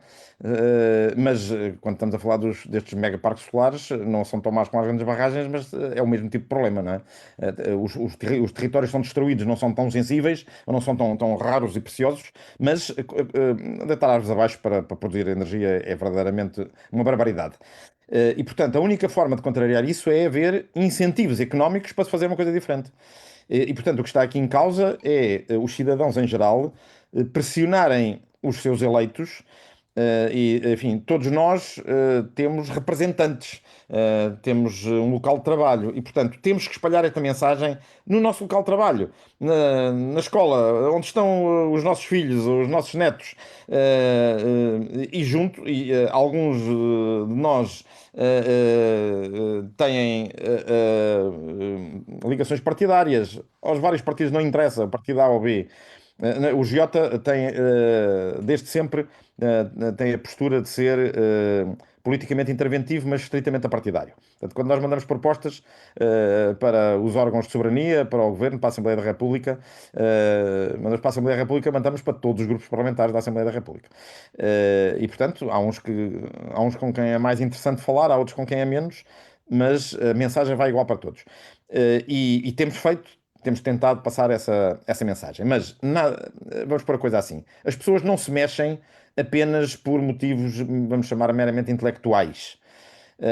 Na nossa experiência, as pessoas mexem-se por uma de duas coisas. Ou por motivos emocionais, convicções profundas, porque acreditam numa causa, e é isso que faz mover o Giota, e ou por motivos económicos. E, portanto, o ideal é juntar o útil ao agradável. É esclarecer as pessoas e as instituições sobre como estas coisas funcionam e criar incentivos económicos que apontem no bom sentido. Nós vivemos numa economia de mercado, há quem goste mais, há quem goste menos, mas o céu é azul, as árvores são verdes, é assim. Portanto, não vale a pena fazer de conta que é de outra maneira. E, portanto, numa economia de mercado, a generalidade das empresas e das instituições move-se por indicadores económicos. E, portanto, enquanto for barato e fácil poluir, vamos continuar, ou destruir o território, é isso que vai continuar a acontecer. Portanto, no dia em que houver incentivos económicos para fazer uma coisa diferente, as coisas vão começar a mudar de forma significativa e por isso é que o Giota defende há muitos anos que uma parte muito importante da ação climática e também da conservação da natureza, do ordenamento do território, passa por adequados instrumentos económicos. Tem que haver instrumentos económicos que funcionem e que apoiem em concreto as medidas que são boas para o erário público, para a sociedade, para a equidade social e para o ambiente. E, portanto, sem isso não vamos lá. E a educação é igualmente importante. Portanto, se as pessoas fizerem aquilo que sabem que está certo e ainda por cima isso seja rentável, ou pelo menos não percam dinheiro com isso, vão fazê-lo. Não é? O caso paradigmático é o caso dos transportes. Quando temos transportes que funcionam razoavelmente bem, eles estão cheios. Nós em Portugal temos três serviços ferroviários medíocres, que é o Metro de Lisboa, o serviço Alfa na linha do Norte e a Fertagos. São medíocres. Tudo o resto é um desastre completo. Ok? São abaixo de péssimo. E portanto, aqueles que são assim, que são medíocres, as pessoas usam e estão cheios. E, portanto, mais oferta houvesse, mais eram usados. Não é? E isso depende da organização. As coisas que têm a ver, por exemplo, com o consumo de energia ou com as nossas opções de consumo de energia, essas já dependem alguma coisa da nossa família, da nossa empresa, do nosso local de trabalho. E, portanto, podemos ter alguma influência a esse nível. Cada vez que é feita uma decisão de investimento num equipamento, num edifício ou num equipamento consumidor de energia, nós podemos influenciar a maneira como isso é feito. Cada vez que decidimos comprar comida, podemos optar por produtos biológicos ou por produtos que tenham um ciclo de produção menos agressivo. E, portanto, há muita coisa que nós, seja como pessoas ou famílias, seja ao nível dos locais de trabalho, das nossas empresas, das empresas onde eu trabalho numa universidade, não trabalho numa empresa, mas a mesma coisa se aplica a cada um dos nossos locais de trabalho. E como eleitores, podemos dizer aos nossos eleitos ou aos nossos candidatos: é isto que nós queremos. E então, enfim. Hoje em dia, todos os partidos dizem que são a favor do ambiente, mas, enfim, entre dizer e fazer vai uma distância muito grande. Temos aqui mais Euclides. duas. Não, primeiro a Helena Sobral, que ela não conseguiu levantar a mãozinha, e depois Ah, é ok. o Euclides Sousa. Helena Sobral, por favor. Olá, viva, muito boa tarde a todos. Professor João Joanás de Melo, é sempre ótimo escutá-lo e aprender consigo. Não tenho câmara, a câmara aqui do portátil avariou, não tenho imagem, de modo que a minha questão prende-se com o seguinte. Eu vivo em Castro Verde e fomos confrontados agora, nas últimas semanas, com o abate futuro de 280 azinheiras para dar lugar a um parque solar que irá servir a Somincor. É a maior mina de Portugal, uma das maiores da Europa, mas isto foi absolutamente abusivo, é assustador porque passa por cima de uma série de outros outros valores, nomeadamente a Rede Natura 2000, a ZPE de Castro Verde, e inclusive a Reserva da Biosfera de Castro Verde, que é a única a sul do Tejo. A minha questão é: como é que a população se pode unir no sentido de reverter esta situação? Não houve um estudo de impacto ambiental, isto não foi tornado público, só ficámos a saber disto quando foi noticiado. Portanto, isto foi tudo muito abafado, foi, portanto, com o aval do ICNF, do Ministério do Ambiente e afins, e inclusive é tudo o que são poderes locais e regionais, ficou toda a gente muito caladinha e, coincidentemente, o PBM de Castro Verde foi alterado este ano. Portanto, o que é que nós podemos fazer? O Alentejo está a ser devorado por estes parques solares, já somos desertificados naturalmente, e as alterações climáticas nós sentimos-las muito bem aqui, viu-se este verão. E como é que nós podemos assistir a isto? Inicialmente disseram que dispensou um estudo de impacto ambiental porque seria um projeto de interesse público, mas na verdade não é de interesse público, porque não é para as populações, e mesmo que fosse para as populações poderia ser ponderado de outra forma, e isto será para o autoconsumo desta grande empresa que é de conhecimento nacional. O que é que nós podemos fazer? Bom, Portanto, desde logo, o facto de ser de interesse público não é justificação para não ter um estudo de impacto ambiental. Eu sou especialista em avaliação de impactos ambientais, trabalho em avaliação de impactos ambientais quase há 40 anos, posso dizer que o sucesso da avaliação de impactos ambientais passa por melhorar os projetos, não é por não fazer estudos de impacto. E, portanto, isso começa logo com um falso argumento. Enfim, se houver oportunidade para pôr um processo para questionar isso em tribunal, eu diria que vale a pena fazer. Aliás, o Giota tem feito isso em vários casos, nos casos com sucesso, noutros menos. Embora, enfim, à velocidade que os tribunais andam em Portugal, a probabilidade é que aquilo esteja tudo construído antes do processo sequer ir a julgamento. Temos, infelizmente, essa experiência em vários casos, mas mesmo vale a pena fazer porque é uma forma de pressão. Portanto, agora, aquilo que ganha este caso, na nossa experiência, é a opinião pública. E, portanto, se houver uma opinião pública local que se vir do avesso, isso é a razão mais poderosa para não se fazer um empreendimento deste género. Eu não conheço esse projeto em concreto, conheço a Somincor, ainda por cima é uma empresa muito poderosa e muito conhecedora e com muito know-how, e, portanto, tinham a obrigação de fazer as coisas de maneira diferente, não fazer esse género de disparates. Portanto, se calhar a razão porque muita gente ficou calada, muita gente trabalha na Somincor, as autarquias locais recebem uma série de benefícios da Somincor. A Somincor contribuiu significativamente para o desenvolvimento local em Ourique e Castro Verde. Enfim, é um facto, não é uma questão de opinião. E por esses motivos até tinha a obrigação de ter um comportamento diferente. E, portanto, a Somincor neste caso está claramente a portar mal. Agora, aquilo que funciona é de facto haver uma manifestação clara da opinião pública, porque é isso que vai motivar os políticos. Porque, felizmente vivemos num país de direito democrático, ainda temos eleições para eleger nossos eleitos, não vivemos na Rússia, nem na Líbia, nem na China, onde os opositores são tirados das janelas ou tratados a tiros de canhão. Não temos esse tipo de problemas cá e, portanto, a opinião pública tem mais a que se mexer. Portanto, isto é uma campanha que deve ser feita nos cafés, nas escolas, com os vizinhos. As pessoas têm que perceber que estas coisas são erradas e se são erradas devem ser combatidas. É isso que Então o só Jota a população é que pode fazer alguma coisa. É assim, eu não sei se, é assim, se não houve um processo de avaliação de impacto ambiental, o GJ é capaz de não se ter pronunciado.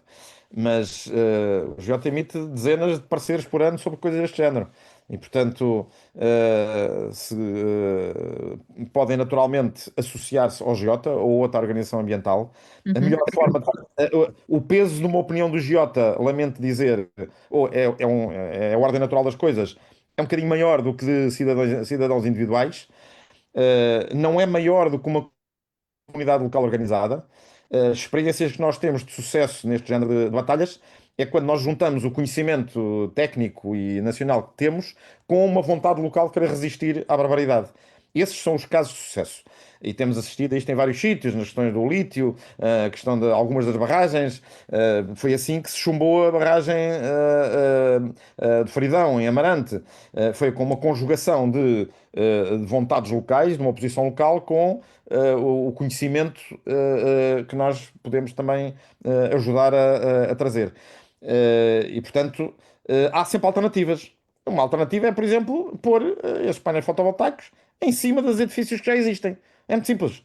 Certeza, porque o Parque Mineiro é enorme, tem uma área Com certeza. imensa. Portanto, não há razão absolutamente Ah, nenhuma para não fazerem isso dentro da área industrial. Até podem usar isso para fazer sombras de pós-estacionamento, ou mesmo no espaço urbano.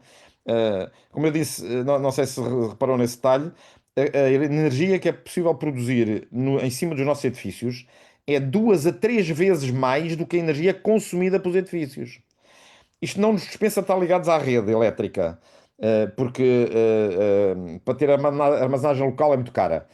E, portanto, há sempre momentos, ao fim da tarde, que é quando e ao início da noite, que é quando os consumos domésticos são maiores, por exemplo, não há produção de energia solar. Embora possa haver produção de outras origens, pode haver eólica, pode haver outras formas de produção.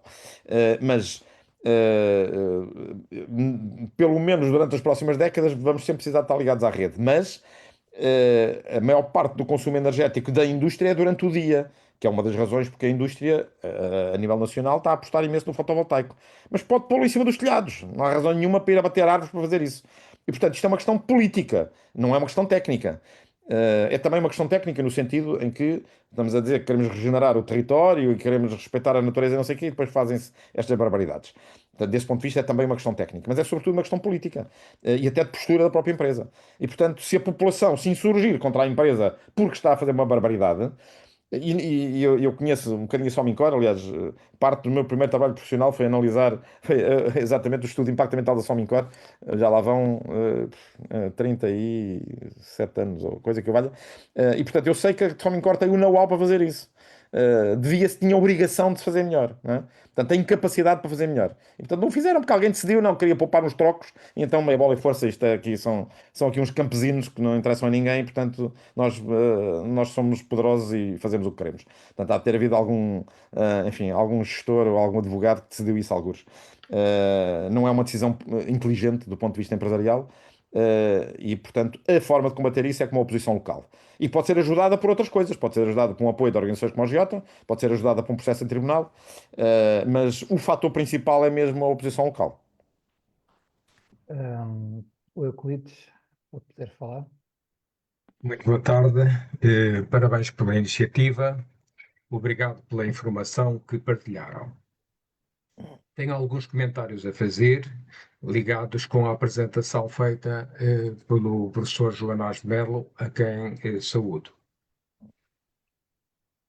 Disse o professor que as áreas que mais ardem são os territórios abandonados. Pois, se nós olharmos para aquilo que foi publicado na imprensa a propósito dos últimos fogos, há quem diga, eu não sei se este número é verdadeiro, que somando a área dos concelhos onde os grandes fogos deste ano aconteceram, o conjunto desses concelhos elege apenas 15 deputados dos 230. Cá está um problema que revela o que é a grande questão da organização do território. É claro que isto é assim porque os territórios estão abandonados. Claro. Mas os territórios estão abandonados por razões perfeitamente fáceis de compreender. Não se pode pedir à população que sejam neobandeirantes e para sítios onde não há infraestruturas de gregariedade. Foram eliminadas. E essa questão é uma questão supinamente política dos nossos dias que não há coragem para afirmar com clareza. Mas eu vou dar aqui, se me permitem, vários exemplos concretos disso. Nós Bem, temos outros eventos, isto aqui é uma abordagem geral e já estamos um bocadinho em cima da hora. E o que eu agradecia, e nós agradecemos, é que possa proceder a perguntas concretas, de maneira também outras pessoas poderem participar, porque já Está bem. estamos quase Certo, às 8 horas. Nós vamos ter certo, certo, mais 9 exemplos, mais 9 eventos, alguns certo. deles, vamos Então, convidar a então, participar, obviamente, alguns deles também com temáticas relacionadas com o restauro florestal, etc., muito mais direcionados, provavelmente, à área que queria falar. Mas faça favor de colocar a pergunta ou as perguntas, que é para poder não, fazer aqui, não, não é? não quero impedir ninguém, espero tentar conseguir breve para evitar pisar o tempo. Mas eu, de qualquer forma, então deixo enunciado direto. Nós falamos de promover a biodiversidade, mas simultaneamente falamos da necessidade de fazer a limpeza florestal sistemática todos os anos. Uhum.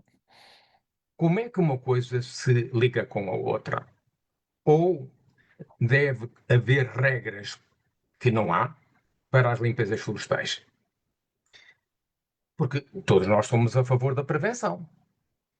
Como é que isso se resolve? Segunda questão. Criou-se no país uma linguagem que é, todos nós falamos de planos de mobilidade, programas de mobilidade, isto, aquilo e aquilo outro, mas eliminou-se uma palavra que é a acessibilidade. Ora, o problema é que a mobilidade é veículo, é modo de deslocação e a acessibilidade é infraestrutura. E quando olhamos para isto, a mobilidade refere-se às zonas urbanas, a acessibilidade refere-se às zonas rurais, que é onde falta.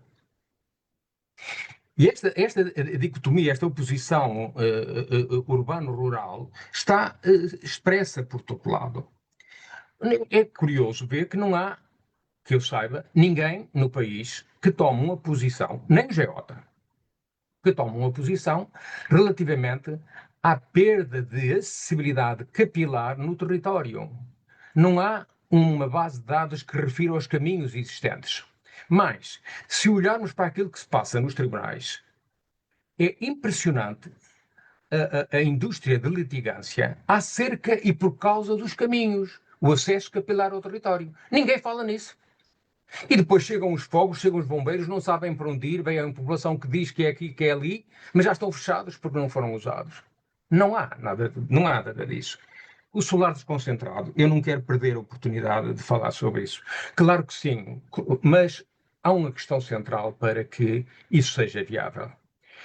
É criar um modelo tecnológico e orçamental que os condomínios possam efetivamente apreciar, mas com base em indicadores que as pessoas ganhem sentido crítico e poder de decisão. O grande problema é que não há partilha de conhecimento que permita a uma comunidade condominial apreciar qualquer proposta dessas. E sem isso, nunca haverá saída. Até porque, como bem já disse alguém, o solar desconcentrado não interessa à formação de negócio, porque o solar desconcentrado beneficia a população e elimina a possibilidade de criar uma faturação. É de outro tipo. E eu lamento ter que me ficar por aqui. Eu gostava de apresentar casos concretos muito específicos, mas não quero pisar o tempo de ninguém. Fiquem por aqui. Muito obrigado. Eu vou fazer um comentário breve. Em relação à questão da limpeza das florestas e da versus gestão, tem toda a razão e a resposta é muito simples. A solução no terreno é mais difícil, mas a solução conceptual é muito simples. Nós temos um território extraordinariamente diverso e sabemos estatisticamente que o que arde é o que está abandonado. O que é que não arde? Não ardem áreas próximas do estado natural, não ardem áreas com uso agroflorestal com presença humana e vívidas, não ardem plantações industriais bem geridas, pelas celuloses, por exemplo. Essas coisas não ardem porque têm valor e são cuidadas. quando nós temos um terreno um antigo terreno agrícola abandonado, onde cresce mato de má qualidade, que o solo está miserável, foi destruído por más técnicas, e depois o que lá cresce é mato, quando aquilo começa a arder, nunca mais ninguém para, porque não foi equipado com acessos, não tem gestão nenhuma. E, portanto, a história da limpeza das matas, do ponto de vista ecológico, é um disparate absoluto. Mas a necessidade de criar áreas de proteção, por exemplo, à volta de populações, isso é uma necessidade real. E a forma inteligente de fazer isso é substituir o matagal por outra coisa. E outra coisa tem que ser qualquer coisa vivida e gerida. Pode ser uma pastagem, pode ser um bosque de espécies autóctones, podem ser várias coisas. Mas se eu me limitar a roçar mato de vez em quando e depois a voltar a deixar o mato crescer, estou simplesmente a tirar dinheiro fora. E portanto, essa regra da chamada limpeza, ainda por cima imputada a pequenos proprietários que não têm meios para o fazer e que não vão ter a rentabilidade absolutamente nenhuma do seu terreno, da sua propriedade, não acontece, como é evidente, não é? Aliás, há uma data de. Pá, metade da propriedade de rusca em Portugal não sabe quem é que é o dono porque as pessoas não assumem ser proprietárias porque não querem assumir esses ônus, como é evidente, não é? Portanto, essa lei foi uma das maiores aberrações que saiu da Assembleia da República.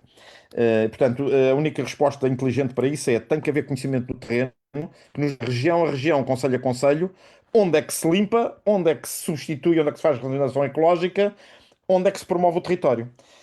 Falou na questão, aliás, já tinha sido falado antes, na questão dos serviços e da acessibilidade. O Giota, na verdade, em relação à questão da mobilidade ferroviária, tem falado disso alto e bom som. A comunicação social é que não tem pegado, enfim, que é um problema. Mas nós temos dito muitas vezes que este modelo de serviço intercidades que nós defendemos é exatamente para criar alguma capilaridade. Claro que o serviço ferroviário intercidades é pesado. Nós defendemos que haja pelo menos o dobro das estações intercidades que há agora e que todas as estações intercidades tenham um serviço minimamente decente, pelo menos com comboio em 2 horas. É o mínimo dos mínimos para ser razoável. E que depois tem que ser complementado, obviamente, com o serviço público de transporte rodoviário para dar a capilaridade. E, portanto, enfim, nós gostaríamos, já discutimos isso várias vezes no Giota, concordamos com a sua preocupação, não temos é mãos para fazer tudo. Não sei se é associado do Giota, mas nós temos aquilo que os nossos associados são capazes de pôr a funcionar. A maior parte do trabalho do Jota é voluntariado, e, portanto, todos os contributos que vierem serão certamente bem-vindos. E, portanto, a nossa opinião é coincidente com a sua em relação a essa preocupação da falta de coesão do território.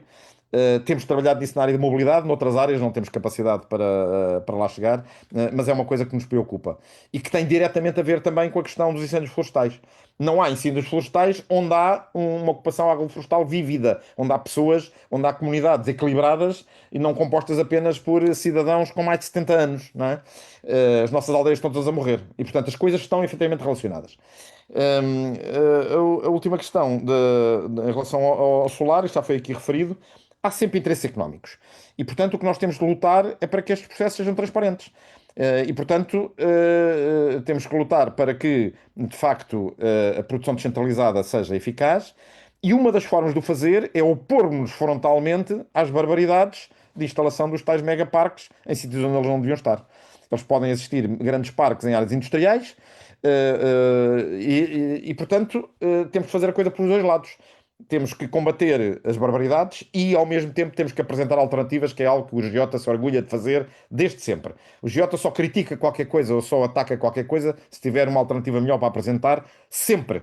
E é uma coisa, aliás, que nos distingue de forma pela positiva no movimento ambiental, em que alguns dos nossos amigos, que têm razão em algumas coisas que dizem, esquecem-se depois de apresentar alternativas coerentes e isso não vai a lado nenhum, não gera credibilidade. Portanto, nós temos que, não basta termos razão, além de termos razão, também temos que ter credibilidade e só se ganha credibilidade fazendo propostas que sejam execuíveis e que sejam praticáveis, não é? E que nunca podem ser contra a economia, tem que ser a favor dos cidadãos, a favor da equidade e até a favor da economia. Aliás, uma grande parte do financiamento do Giota neste momento é de entidades privadas que acham que vale a pena investir no Giota, porque acham que o Giota, este tipo de postura, contribui para uma sociedade melhor, onde até o mercado funciona melhor. E, portanto, pensamos que é essa a via a tomar. mais perguntas, mas agradeço que façam mesmo perguntas, porque já estamos em cima do tempo, já passámos o tempo, já são 8 horas, já muitas pessoas aqui estão a querer ir a jantar, não é? E reforço o pedido para preencherem o questionário de avaliação. Não precisa de ser já, mas já temos 8 respostas no questionário de avaliação, o que é muito positivo. Temos outra vez o Francisco Ambrósio e a Maria Paula Mascarenhas. Perguntas, mais uma vez, questões concretas. Tá bom? Obrigado. Ora, vejo o Francisco e a Paula Mascarenhas. Sim. Uhum.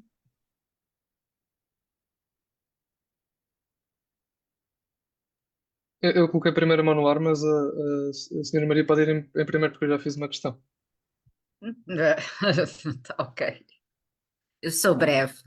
Eu queria perguntar, parabéns por esta iniciativa e que sejam muitas. E gostaria de colocar uma questão que é mais uma dificuldade. Como é que quer a pessoa individual? Portanto, nós sabemos que 76% da população é proprietária de casas, ou seja, em 2023 era essa a proporção segundo o INE. Até pode haver mais. Se nós em cada casa puséssemos, portanto, o solar, tivéssemos energia alternativa, são muitas energias alternativas em 76% das casas. Agora, o que eu pergunto aqui é apoio técnico, porque muitas vezes é difícil. As pessoas que têm um salário médio, quer dizer, não, médio não no sentido do governo, não é?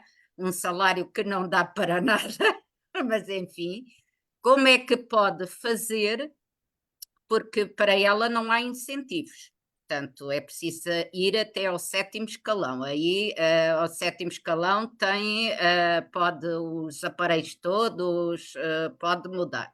Portanto, a minha pergunta é: o que é que pode o cidadão e o que é que pode o condomínio de prédios que têm carências, ou seja, cujos proprietários não têm suficientemente verbas, fazerem para poder aceder a apoio técnico e depois, evidentemente, decidirem em assembleia, no caso dos condomínios, decidirem em assembleia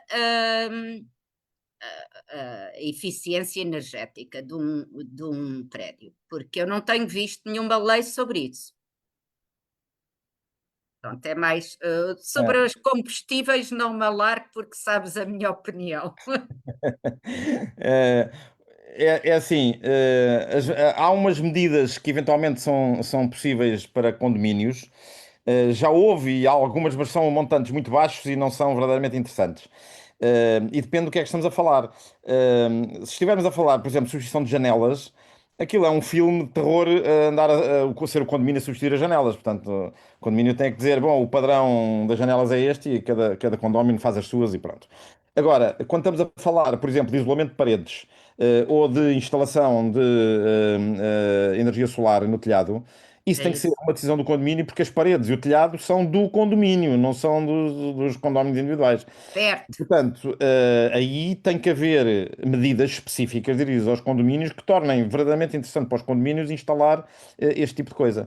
Por exemplo, nos condomínios é uma complicação infernal instalar sistemas de água quente. Depois é a discussão de quem é que é a água quente, e a água quente é dividida pelos condóminos, ou não é? Portanto, tem que ser sistemas integrados que permitam que haja um benefício para o condomínio no seu conjunto e que as pessoas, os moradores do prédio que estão a usar aquela energia, por sua vez, paguem ao condomínio aquilo que estão a usar de forma mais interessante do que comprarem à EDP, ou à Iberdrola, ou à Endesa, ou à Galp, ou não sei quem. Pronto.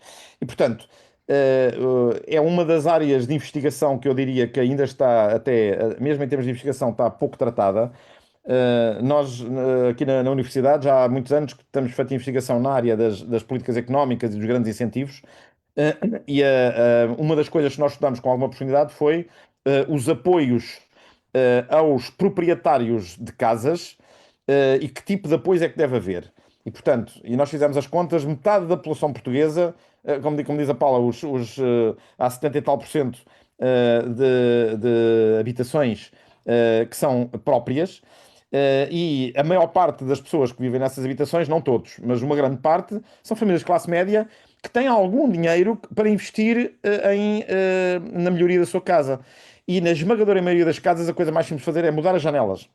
Ou pôr uma segunda janela, se houver limitações arquitetónicas, ou substituir janelas velhas por janelas modernas corte térmico.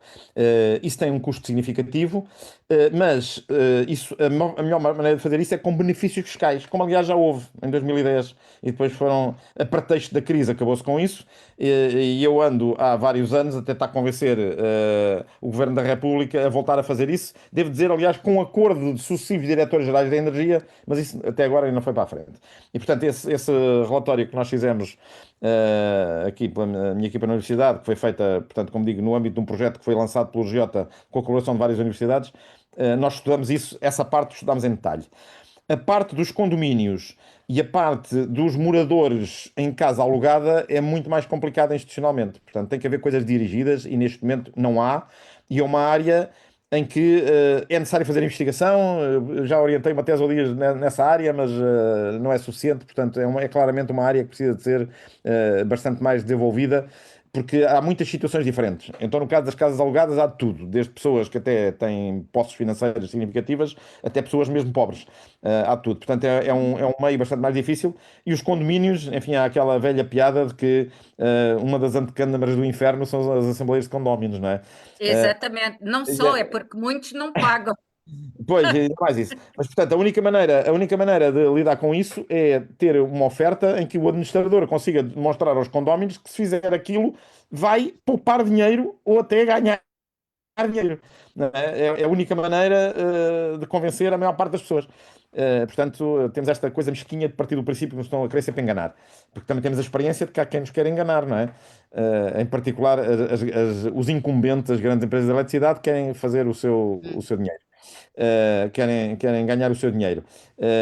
E eu diria, mas o problema é que são um cartel, estão numa posição dominante de mercado. E, portanto, temos de ser nós, cidadãos, todos, organizações cívicas, a propor medidas e temos de fazer, enfim, essa pressão junto dos poderes públicos, que os poderes públicos são bastante permeáveis, são mais facilmente permeáveis às pressões das grandes empresas do que às pressões das organizações de cidadãos, como a Toyota e outras. Não somos os únicos, obviamente.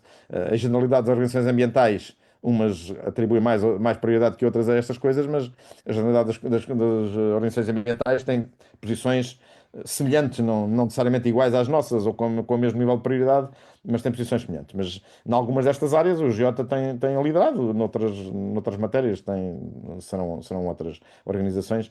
Mas sim, claramente essa é uma matéria que precisa de ser mais trabalhada pela coisa pública e também pelas próprias universidades e pela investigação.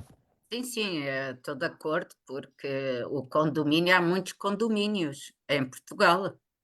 Portanto, era aí uma maneira de Claro que favorecer, sim. porque a EDP oferece, mas nós não sabemos, pode-se pagar por mês, mas não sabemos se é o custo real da coisa ou se Não, nos estão a enganar. se nós fizermos essas contas, o problema é que os tarifários atuais, definidos pela rede pública, portanto, no caso do fotovoltaico, se nós vendermos à rede elétrica, o preço a que vendemos é muito mais baixo do que o preço que nos custa a nós. E, portanto, a maior parte dos privados, quando instala o solar térmico, é mais interessante, sobretudo se for feito de raiz ou se for feito de uma vivenda. O fotovoltaico hoje em dia só é rentável para as famílias, só é rentável se for para autoconsumo. Não é rentável para vender à rede. E, portanto, há várias maneiras de lidar com isso. Pode ser através de um subsídio ao investimento, pode ser através de um tarifário, a chamada tarifa feed-in, enfim, há várias maneiras de fazer isso. Mas nenhuma delas existe neste momento. Mas para as empresas, nomeadamente para as empresas industriais e de serviços, já é altamente rentável instalar solar. Porquê? Porque a maior parte dos consumos são durante o dia, são às horas em que eles estão a operar. E, portanto, não há nenhuma indústria que tenha dois dedos de testa em Portugal que não esteja já a investir em produção de energia porque consegue consumir toda a energia que produz. E ainda por cima, no caso de uma indústria, a indústria é muito mais energia intensiva do que os serviços ou do que a nossa casa e, portanto, tudo aquilo que eles conseguirem produzir nos seus telhados ou nos seus terrenos, eles vão consumir.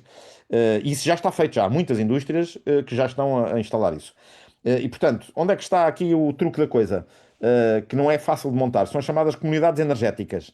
É eu poder vender energia ao meu vizinho, ao centro comercial, ao hospital, ou ao parque desportivo, que está a consumir energia durante o dia, porque a energia que eu produzo durante o dia não vou consumir toda em casa. O meu maior consumo de energia é ao final da tarde e à noite, e o maior consumo dos serviços em geral é durante o dia. E, portanto, o mecanismo é fazer essa produção em cima dos edifícios que existem, com a possibilidade de partilhar essa energia com os meus vizinhos que estão a gastar às horas que eu não estou. E, portanto, a lei já permite fazer isso, mas a burocracia necessária para pôr isto a funcionar, há alguns desafios tecnológicos, não são qualquer edifício, qualquer quarteirão ou qualquer bairro onde isto se consiga fazer com facilidade, os entraves, vamos chamar burocráticos, institucionais, são mais que muitos. E, portanto, é algo que nós temos estado a trabalhar. Aliás, não sei se está aqui hoje presente um dos elementos da direção do Giota, que foi um dos meus brilhantes doutorandos, fez a tese de doutoramento dele exatamente sobre estas coisas. E, portanto, Ele já é- esteve, mas teve de é- ir tratar, já já, esteve, mas teve de ir já tratar tive da de sair. criança, com certeza. Mas, portanto, é claramente uma área de investigação que essa área de investigação já está a ser minimamente trabalhada, as questões da pobreza energética também. A questão dos condomínios e das casas arrendadas ainda não. É uma área que ainda precisa de ser bastante mais trabalhada. E a questão da gestão da rede também ainda precisa de ser mais trabalhada. É uma área em que ainda não há suficiente. Eu tenho andado a tentar convencer os meus colegas da área da eletrotecnia, de sistemas elétricos, a explorar mais essa temática, que é uma área muito importante. E, portanto, há muita coisa para fazer. Não temos falta de trabalho.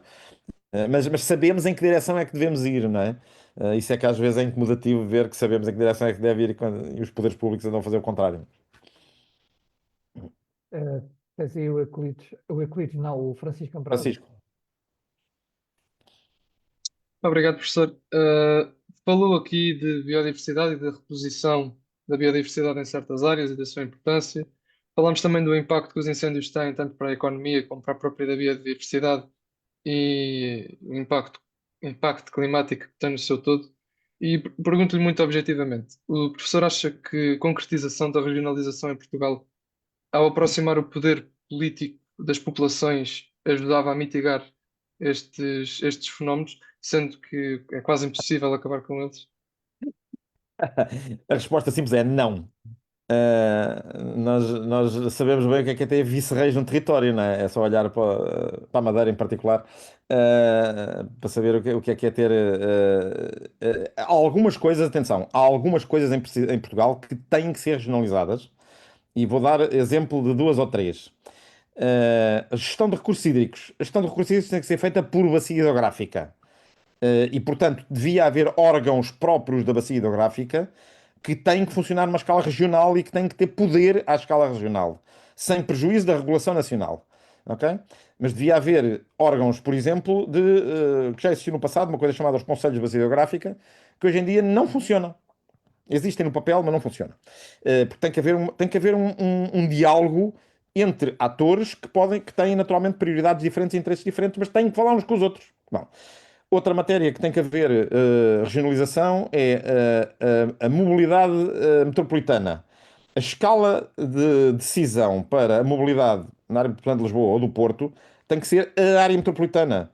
Não é cada município de fazer o que lhe dá na Real Gana ou andar o governo a fazer o trabalho das autarquias. Não, tem que ser uma escala regional, porque é a única escala em que nós conseguimos ter sistemas funcionais, que é o que existe em todo o mundo civilizado, seja na Europa, seja nos Estados Unidos. Portanto, no país do mercado livre, eu vivi durante uns meses em Austin, Texas, que foi o estado do Texas, proibiu os carros elétricos, que era para não prejudicar a indústria petrolífera. Portanto, é o nível de preocupação ambiental que eles têm. Mas em Austin, na metrópole de Austin, que é mais ou menos o mesmo tamanho da metrópole de Lisboa, em população e em área, não há carro para malucos. O transporte público é da área metropolitana, é da cidade. Não há cá maluquices. E é feito para servir a população. E se mudam uma paragem de autocarro, fazem uma consulta pública. E os autocarros andam cheios. E não há engarrafamentos. Os engarrafamentos são, enfim, modestos comparados com os que nós temos aqui. Portanto, é uma questão de saber fazer as coisas bem feitas. E, portanto, há coisas que precisam de ser regionalizadas. Esta ideia de achar que se houver um vice-rei em cada região, e era preciso definir qual é que é a geometria das regiões, porque não está definida, que isso iria automaticamente melhorar as coisas, não, isso não é verdade. As coisas têm que ser decididas no seu sítio próprio. Há coisas que têm que ser decididas à escala do município, e são muitas. Há alguns meios que têm que ser reforçados, mas também há coisas que têm que ter outras tutelas. A conservação da natureza tem que funcionar a uma escala nacional com diretores de áreas protegidas. Em Portugal, aqui há uns anos, acabou-se com a figura dos diretores de áreas protegidas. É uma aberração, não há parte nenhuma do mundo onde isto aconteça. Portanto, tem que haver um diretor da área protegida, tem que haver uma equipa técnica da área protegida que faça a gestão da conservação da natureza naquela área. Mas as áreas mais sensíveis têm que ser propriedade pública. Em Portugal, qualquer coisa como 85% da área florestal é propriedade privada, incluindo áreas altamente sensíveis para a conservação da natureza. Portanto, as áreas altamente sensíveis para a conservação da natureza, onde não é possível ter uma atividade produtiva convencional, vamos dizer assim, pode-se fazer ecoturismo, pode-se fazer outras coisas, mas não é possível ter uma atividade produtiva intensiva, essas áreas deviam ser de domínio público. E, portanto, aquilo que nós assistimos, porque é que arde? Arde porque não tem valor. O que arde é o que não tem valor, do ponto de vista dos proprietários, ou nem se sabe quem é que são os proprietários. E, portanto, a regionalização, como ela é entendida pela nossa classe política, não iria melhorar nada. Mas algumas tarefas terem maior proximidade e maior responsabilidade dos atores locais ou regionais, sim. Há um conjunto de atividades em que as autarquias, os municípios devem ter mais meios e mais conhecimento. E esse conhecimento tem que ser fornecido por alguém. Se eles não o tiverem em casa, vão ter que o buscar a algum lado. Aliás, já não sei quem é que era, se foi a Paula ou se foi o Euclides que falavam na necessidade de apoio técnico para as pessoas ou as pequenas empresas saber o que é que podem ou precisam de fazer. Isto também se aplica ao território. Nós na universidade fizemos aqui há uns anos um projeto que era exatamente sobre o pagamento de serviços de ecossistemas. Andámos a ver como é que era possível, por exemplo, promover através de sistemas de incentivos bem desenhados, que a ocupação do território, nomeadamente em áreas ardidas, fosse substituída por áreas com prevalência de espécies autóctones, por exemplo. O problema para instalar uma floresta de espécies autóctones é, ponto número um, se o solo estiver destruído, aquilo leva anos só a regenerar o solo e a começar a criar as primeiras fases da chamada sucessão do ecossistema. E até termos lá uma floresta, que seja uma floresta a sério, demora 100 anos. Não é? E portanto não é uma coisa que se estala os dedos, não é plantar árvores. Plantar árvores nos sítios ardidos pode significar daqui a 2 ou 3 ou 5 anos arde tudo outra vez. Se não se fizer mais nada, se não plantar árvores. Além que 90% das árvores morreu entretanto. Não é? Portanto, quando se fala em regeneração de ecossistemas, é uma coisa, como todas as outras coisas, tem que ser feito de forma competente. Não é? E, portanto, o fator aqui é a competência e a escala apropriada da ação. Há coisas que funcionam melhor à escala local, há coisas que funcionam melhor à escala regional, há coisas que têm que ter uma tutela nacional. E, portanto, depende do que é que estamos a falar. Não tenho nada contra existirem regiões, no sentido em que, se houver competência e se a escala apropriada de competência tiver entregue a essa, vamos dizer, autarquia regional, isso pode ser positivo. Por exemplo, no caso da área metropolitana de Lisboa, se houver uma área metropolitana com força e que tenha a competência da mobilidade, dos transportes, mas é a mesma competência e o poder de tomar decisões. E depois é sancionada por isso pelos eleitores. Porque essa é a escala apropriada de trabalho. Não é? Não faz sentido gerir os transportes públicos metropolitanos nem pelo governo, nem por cada município independentemente. Não é? Portanto, o requisito tem que ser a competência. E pôr as competências na escala de trabalho que funciona melhor. E, obviamente, parcerias. Por exemplo, o Giota gera uma área protegida, que é o Polo Tornada. E o Polo Tornada resulta de uma parceria entre o Giota, que é uma organização nacional, a PATO, que é uma organização ambiental local, a Câmara Municipal e o ICNF. E, portanto, demorou 20 anos a construir uma parceria funcional, mas ela funciona e temos uma reserva natural local, foi a primeira reserva natural local feita por iniciativa privada em Portugal. E funciona através da cooperação entre estas organizações. E, portanto, a tónica tem que ser feita na cooperação e no respeito pelos vários interesses e não, eu quero mais uma fatia do bolo, então deixa-me cá arranjar um cargo. Que é infelizmente a tendência nacional. Obrigado pela sua resposta, professor. Jonas, vamos, já temos aqui só 30 participantes. Claro. Vamos, Temos de terminar. temos mais 10 Mais webinars, 10 sessões. mais 10 Algumas destas sessões. matérias vão voltar a ser discutidas seguramente. Portanto, e Analisadas. ainda vamos ter mais, porque lancei aqui uns desafios a algumas pessoas que conheço, que se calhar vão contribuir com mais uns temas. Lancei aí, pronto, há 3 aspectos logísticos aqui para os que ainda estão presentes. Um é o questionário que a professora Carla Pacheco mandou para questionário, quer dizer, o link para a inscrição por causa da acreditação de docentes. Outro é o questionário de avaliação, que já temos 14 respostas, mais ou menos, ou 15, 14 respostas, obrigado.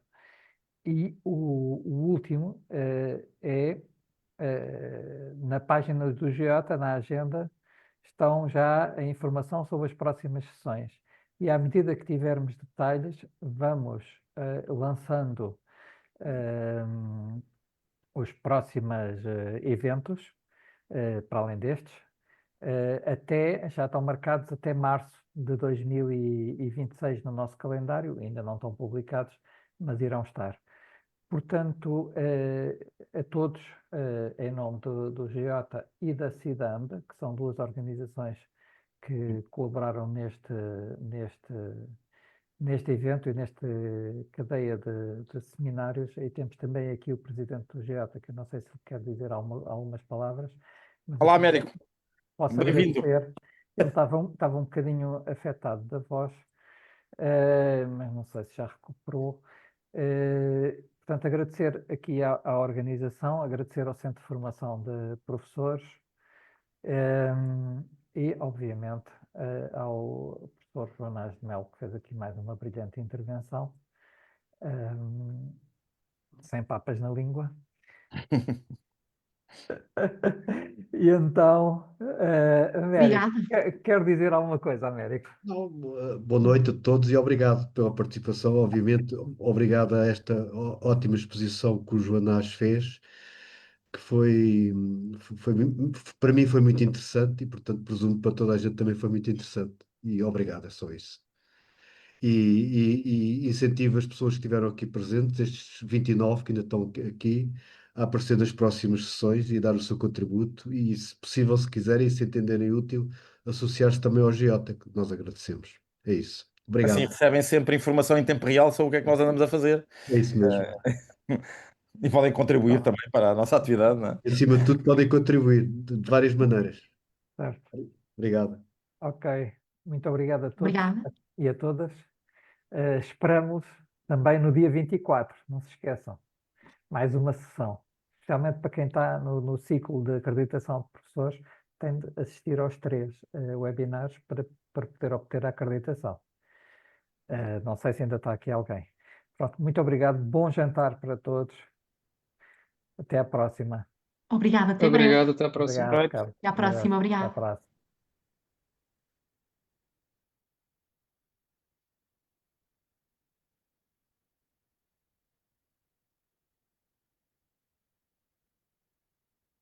João, pode-se parar o streaming? Não sei se estás a conseguir ouvir.